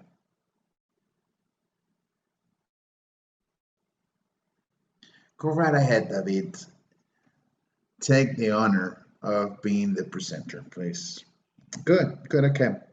So we had a very interesting discussion, very engaging, and it was very enriching to be able to hear the different experiences from our colleagues, just addressing the different issues. The first question, which is core, the good practices. We had the input from Patricia, Saida, Karen about the importance of understanding the value proposal of the services that are being provided. Many of these services provided by our environment, some are tangible, some are not, but that doesn't mean that they cannot be valued, that they cannot be assigned a value when doing the calculation of preserving and keeping the natural resources and speaking the same language, standardizing concepts about climate change, because very many times stakeholders do not understand, they do not have a comprehension of what these concepts mean that happen to us in the financial sector. So we've been working with them.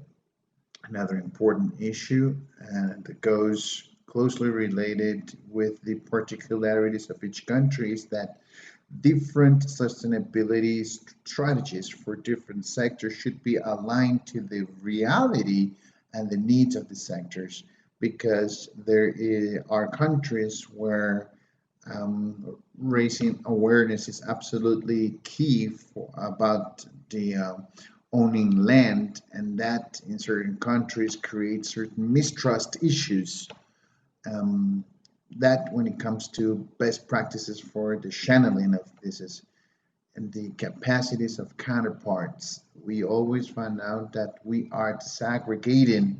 We have to disaggregate the counterparts according to the level of incidence or advocacy they have. Very many times we have to provide some accompaniment so that they will be made part of these public policies, those decisions that have not been made priorities, but the time has come for that to happen. Then we have the mid-levels, where we have technical population, mostly where we have to provide technical structures that are robust with implementation tools and accompaniment. And then we have a local level, grassroots. We tend to forget about this, but in my opinion, my personal opinion, it's the one that provides the most potential for the climate actions and when it comes to resource management per se. So there are big barriers and there are large gaps between the different capacities that each of these levels have. So how can we bridge these gaps? How can we align that in order to prioritize the issues and we all can be on the same page? So that's a little bit on how we can work with the different counterparts that will allow us to promote engaging and participative mechanisms in which the communities will have the opportunity to make a comment, to actually provide insights, and if necessary, provide an objection. And when it comes from support from the interface, what type of support, we did come to realize that we're still missing a lot of places like this, a lot of venues like this. Two very important issues we were able to identify is how to work with the specific financial sector. We're going to write that down as a potential future session with the work with the financial sector. It seems to be a hot issue, and how to get to know each other, because we don't know that right around the corner in our very own country we have people that should have lessons learned that we could use, and we don't know, even though we are just around the corner. So this continues to be very necessary things, so that we don't have the excuse that we don't have the information to socialize information and just disseminate lessons learned. That's a little bit of our discussion. Thank you very much, David. And let's go to group number 2, adaptation. Adaptation with Sandra. Group number 2, who is going to be your presenter? Please keep it short and succinct. It'll be me, Jacinto. So if you could please help me with the presentation there, and then I'll choose a little bit of it was a very engaging discussion. We talked very little, but it was very active on the board. Actually, I have to read a little bit of what we were able to write down. So when it comes down to, we talked of the first question, which are some of the best practices for fund mobilization that have been done in restoration, protection, and preservation of natural resources. A little bit of the situation when it comes to adaptation is that there is not enough knowledge, and they told us that they had very little experience, or they didn't know how to actually access that. We talked about the water tax in Costa Rica. We have examples of of the forest resources. We talked about responsible banking, working with the public and private financial sector for implementation issues, and governance mechanism with stakeholders from the civil society as to be able to implement adaptation measures And now regarding the experience, what has been the main challenge?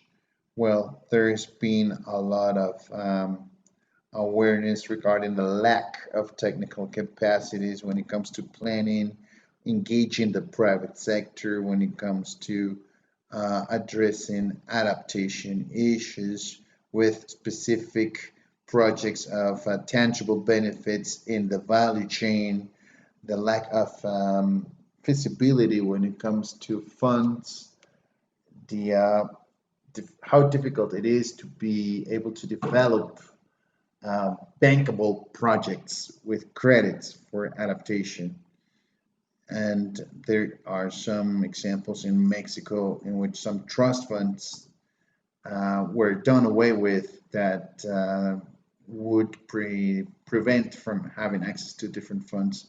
We had a lot of opportunities to work with the private sector. There's got to be a lot of different stakeholders when it comes to governance.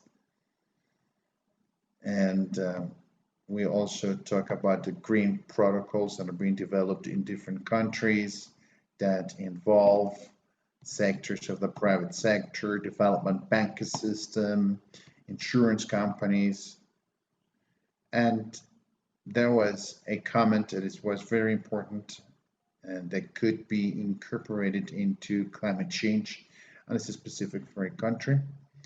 And then we talked a little bit more about capacities of the counterparts, and we all agree what has been the level of experience in the counterparts when it comes to setting or creating financing mechanisms. People would agree that the capacities are very low. 2 and 3 is the average rating. When we talk about the level of the counterparts being medium leveled at best, they don't have the capacities to develop this type of projects and investment. MEBA, for example, the MFIs are barely starting to be part of this, even though they have the best intentions. They don't have the capacities to address that. The Ministry of Environment does not actually promote any processes for fundraising, and there have been national governments that have shown some interest based on ecosystems, but there's still a lot to be done when it comes to national level.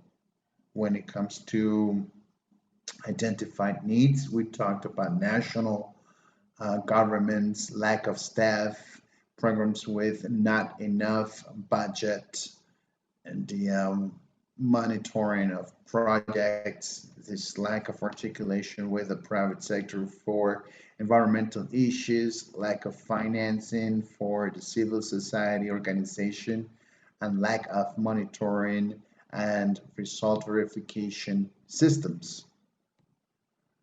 When it comes to how the capacities can be strengthened, we talked about transparency, governance, exchange of information between different countries, creation of instruments just to be able to facilitate projects, accountability, strengthening accountability systems with CINEMEC, the relation with some other actors of civil society, and knowledge of financial issues in order to be able to raise funds. And if it's not taking too long, we finally talked about how important it is to have an initiative regarding the support. So which would be the support that people would like to get from ICCI, having some, for example, creating liaison with different financial projects in the region, being able to create some agricultural projects, preservation of biodiversity in order to support all the fund mobilization. They are interpreting, I'm sorry that I'm going so fast, please accept my apologies, sharing specific processes to be able to identify opportunities, and the webinars and experience sharing, venues. I wouldn't like to take too much time. There's another column that you can see afterwards. Thank you, Jacinto. All of these murals will be made available in the documentation that will be systemized. So nothing will be lost. You can always come back over here, even though you were reading very fast during your presentation. So now let's go back to the third group. That was REDD+ and biodiversity. Daniela, who will be your presenter? Daniela, could you please present that? I believe you have a better visibility of the screen because to me everything looks very, very little. I can do it. I can do it. Absolutely no problem. This is Daniela Garcia. I work for GIZ. This is a small group, but we had a very, very significant discussion. We talked about biodiversity. Rudy Bautista and Carolina Martinez. They were all part of this group. So in order to do some executive summary, 3 cases of Dominican that were consolidated programs institutionally. Then we have the case of Guatemala when we had the fund mobilization by the state, the creation of a forest policy, the PIMBET law and related tools, and the buying into of different actors. And there are different practices that we were able to systemize. For example, REDD+ in Guatemala, where we created a mechanism, and now we are already selling the BCUs to finance or some for the Mayan biosphere. Some of the main identified challenges is the identification of these methodologies that were already identified and how they were adapted to the different needs in the different countries. It took 5 years. In the case of Dominican Republic, another challenge is the budgetary allocation of the Ministry of Finance that took some time and some buying into. We are thinking about Guatemala in this case. And another challenge is actually raising funds to promote REDD+. As part of some of the involved institutions, we have the Ministry of the Environment as a key stakeholder, the Ministry of Finance, the NGOs, all the forest unions as well, the National Council of Protected Areas, NGO, some other government institutions other than ministries. So what has been the knowledge and the experiences that have been developed and we have some knowledge of the executing units of the REDD+, the accompanying of the NGOs that we already had, that was already shared, and some other stakeholders. What do we need? Some, for example, greater knowledge of the processes, the technological resources on how to use them, how to continue with this dissemination of the achievements of these processes, and then just having capacities as to be able to train trainers, or sorry, certifiers, national certifiers, once that we have learned in the process how certifiers can be trained. And for that, we need to identify who are these organizations, these professional individuals that have the knowledge, that possess the knowledge. And I think we could come to an end of what was being able to systemize, and some other observations on how ICI could support this type. And I should be closing with that. Thank you. If anybody would like to add anything that I might have missed. Yeah, very, very quickly. some of us that are very key for those. Rudy said that it is important to continue to strengthen the capacities as individuals that are part of ICCI, that sometimes due to the area of expertise, you know a specific subject, but not enough as to be able to have better tools for the financial management, for example. If you're doing a little bit of agricultural and livestock area, maybe you need more education on finance, for example. Thank you. Thank you. Any other comments? Are there any other questions that are necessary to be addressed maybe? No, Stefan, in the Web Assembly, there are no additional questions. There's one posted in the chat box by Saida. Saida, would you like to read it very briefly and maybe just tell us whom it was addressed to? Thank you. Thank you. Very kind of you.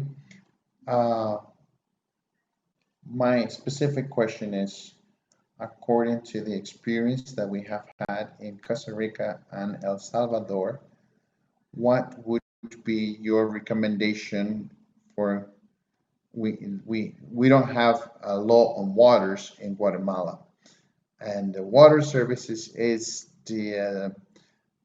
it's the responsibility of the 345 municipalities in the country, and there are various institutions, but water services are mostly subsidized.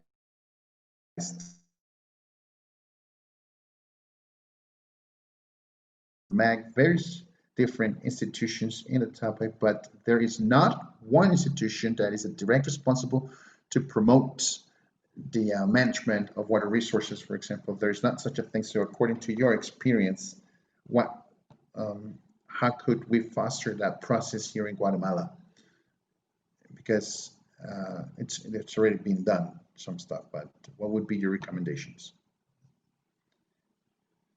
Thank you. Would somebody like to address that question by Saida? I can see Patricia raising her hand. Yes, thank you.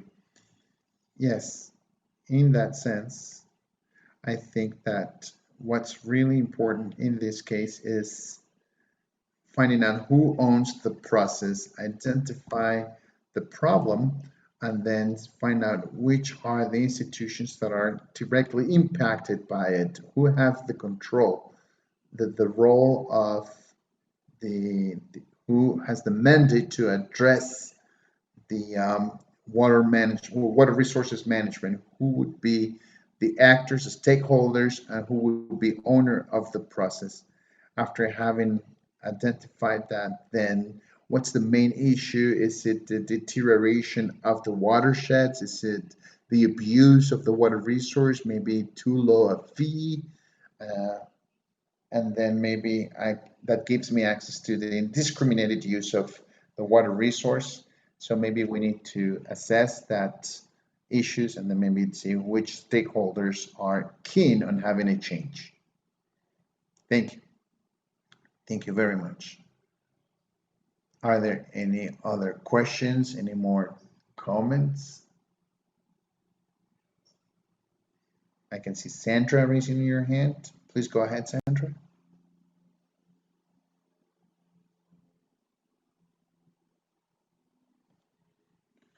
No, I don't have a comment. So what we saw when we talked about there is a need to share the experiences, the lessons learned, the best practices, and the communities and the tools that exist, and a contact base as to be able to share and the different capacity building sessions that, so it gives us which are the decisions we need to make in this group. I believe there is very big interest in continuing to have this discussion and maybe dig a little deeper on a more specific proposal and more general discussions, and start off with this exchange of information. But this actually comes to address many of the topics we were able to touch on today. So is this just my perception, or am I right in assuming this? Which are the conclusions for the interface of ICCI with the projects? Which needs do you have as projects to be able to get to conclusion and agreements as participants in this workshop?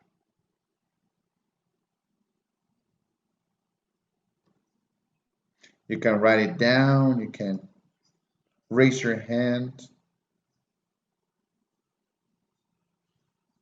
or maybe look for a venue looking to have this type of exchange we have had here today, maybe something else, I don't know.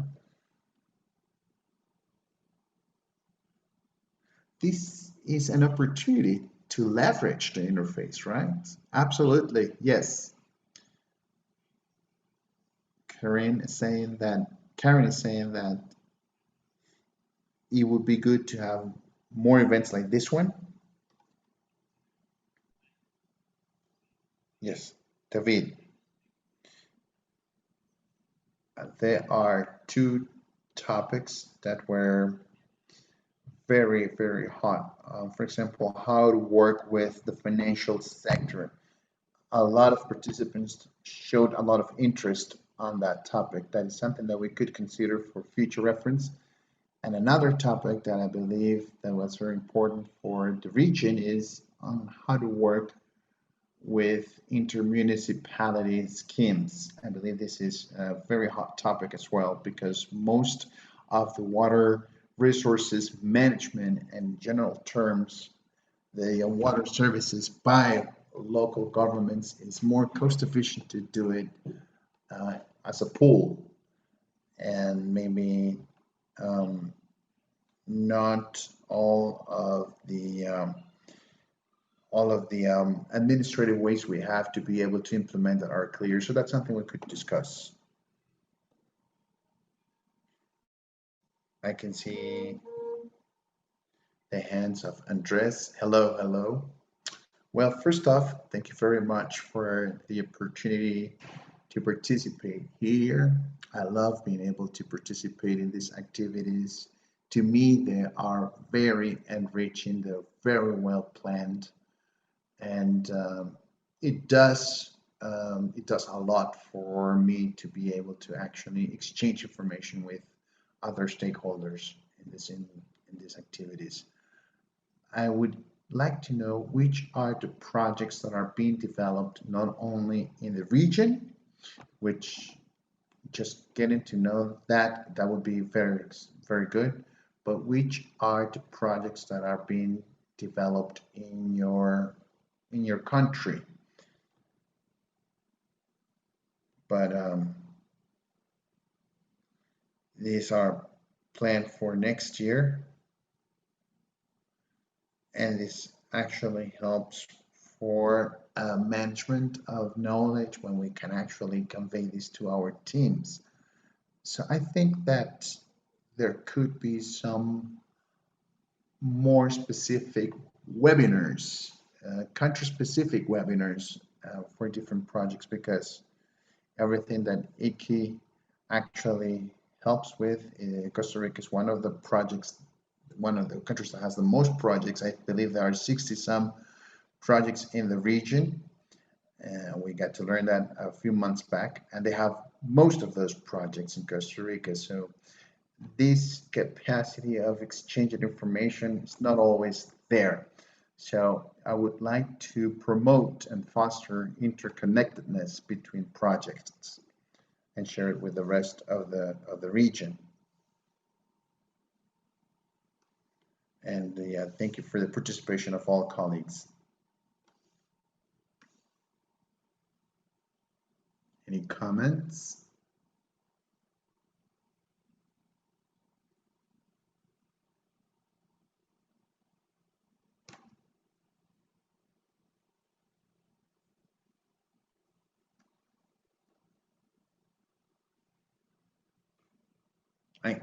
I can see Karen and Catherine. Thank you. I just wanted to say thank you for this event. And disabilities has always been very inspiring. I would like to offer more activities like this one and do a little bit more of these exercises that Patricia talked about when you are able to quantify the services, when you assess different tools, and I believe that should strengthen the capacities for the development of projects. This has been a very inspiring activity for me. Thank you very much.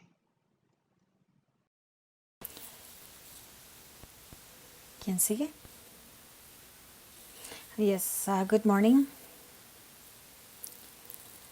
I have 3 suggestions or 3 comments with regards to the work in the future, but I want to begin with a question. The project of the interface, is it projected to enter into something, as we call it in the German, cooperation, which is a triangular cooperation or a south-south cooperation? The question would be if this is provided within the activities or the actions of the program, and if we can get into that type of cooperation, because it could be, or it would be, a cooperation based on actions that are kind of grounded in the different countries based on a specific need formulated in a country. We can get into some type of south-south cooperation, or through the interface project, or what may also be possible is to formulate a triangular cooperation project to the fund of the BMZ. So that would be to get into something very concrete with actions that would have an impact in the beneficiary countries. The second point is this triangular cooperation that perhaps can also be done virtually to get into something more concrete. Today, we've learned a lot that, yeah, there are pilots, there are good concepts, there's something that works in some countries. So the question will now be for the future, how we can take advantage of this network to get into a virtual triangular cooperation where you kind of land into more concrete things. The biological corridor project or the biodiversity project in the future can establish a contact with ACCION, with the regulatory agency here in Costa Rica, with which we have been working on the tariff. That tariff was based on a very specific issue at the country level, and we do not know if it is the same one that exists in other countries, but we could kind of start making a liaison with ACCION and see how they deal with the problems, and perhaps we can establish a link with them so we can do something more concrete. And the third element is, and I think that this is also something about the interface project, the capacities of the projects are sometimes limited to really generate the formulation of those best practices. We in biological corridors are now finishing at the end of the year. We are now in the process of systematization of certain things, but we are aware of the fact that we cannot cover just everything. So the question is if the interface perhaps has the capacities or funding for us to be able to get more into that systematization, the systematization of the experiences. And now, through the specific demands of all the participants here, that you tell us clearly what type of information you require, what has to be included in the information in order to construct best practices or experiences, lessons learned, made customized, very concrete information, and see those that want to apply this. In that sense, we would have 3 different cooperation formats to take advantage of these experiences. Thank you very much. Perhaps, I don't know if Sandra would like to respond at least to the first question.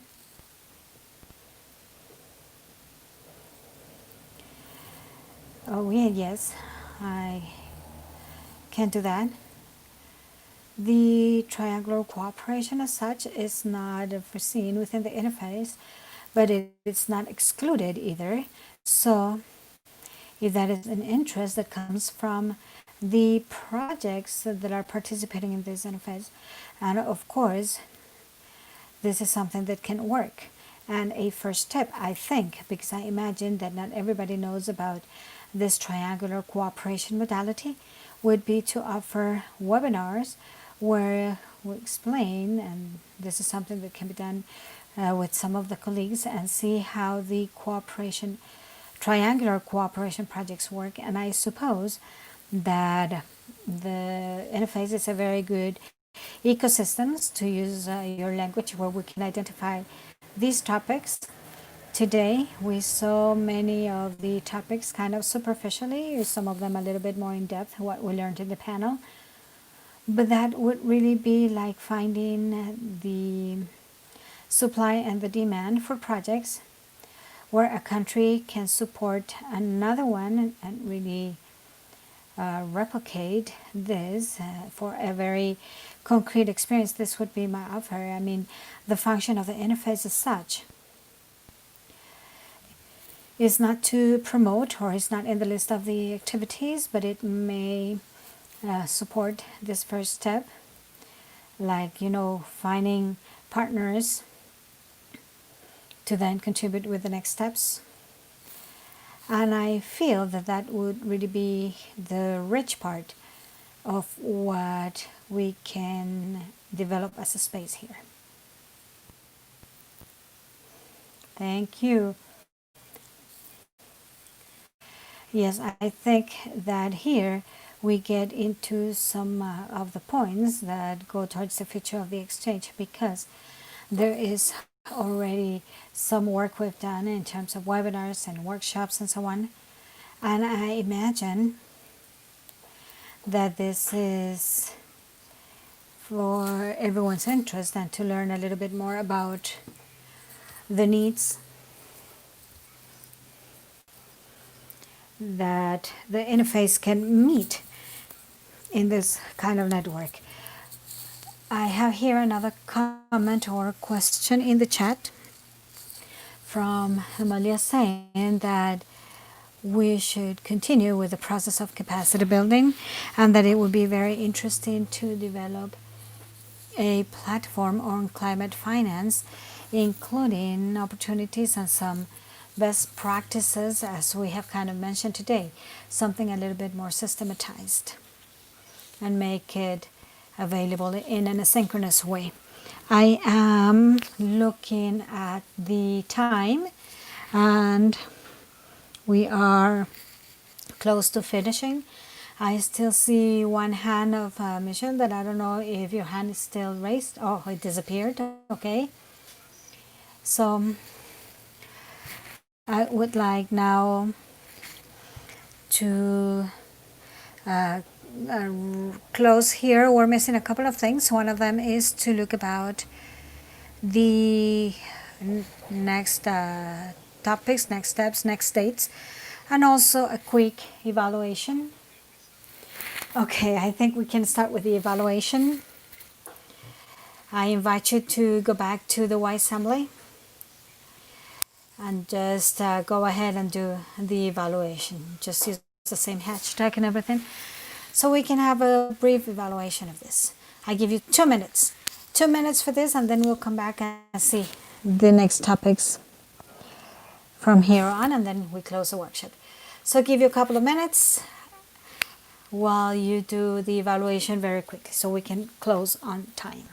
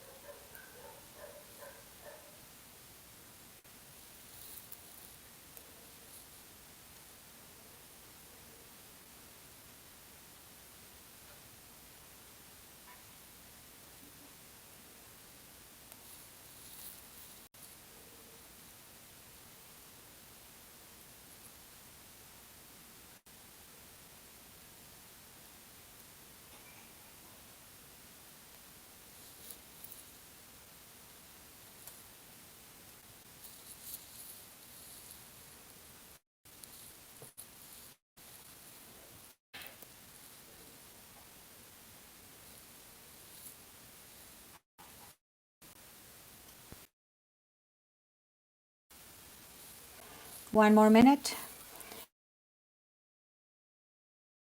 For those of you that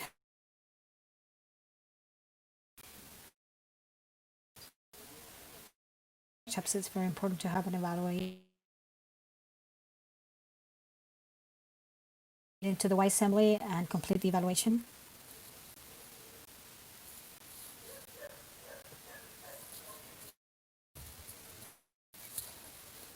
Yes, I'm sorry, I shared the wrong link. I just published the correct one. So for those of you that were not able to go in, use the correct link. We can go on, and while we go on, and the ones that still want to contribute with feedback can answer. Okay, so I give the and from there we go to Sandra. So first Anne-Catherine, or the other way around, as you wish. Now we can see very quickly we will be talking about green recovery in Central America and the Caribbean. We will see what are the efforts that we already have in the region. And we'll cover that topic December the 3rd for you to schedule. Then in February, we will be talking about climate governance, also a very interesting topic, a very important topic, February 11th, so that you also write the date over there. If you're interested in participating, we anyway share the calls beforehand. And also for all our events, if on your projects or in your projects you have any experience, similar, we always like to share these spaces, provide these spaces for you to present what you have. Any of the welcome to contributing with your input. Thank you very much. And would you like to briefly indicate how the new newsletters are going to be? Next newsletter that is going to be published in December the 1st. Actually, on Monday, we're going to be making the official call for contributions from the projects. And you will have time up to November the 20th to contribute your news, your activities, results, publications, and so on that you would like to share. All the information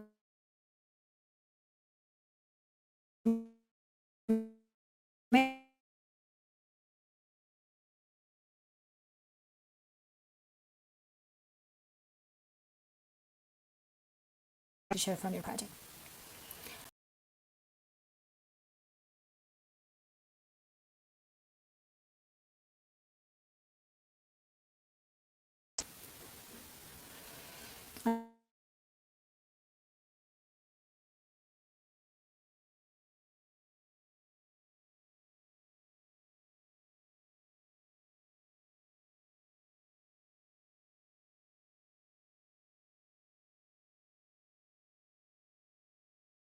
Let's talk.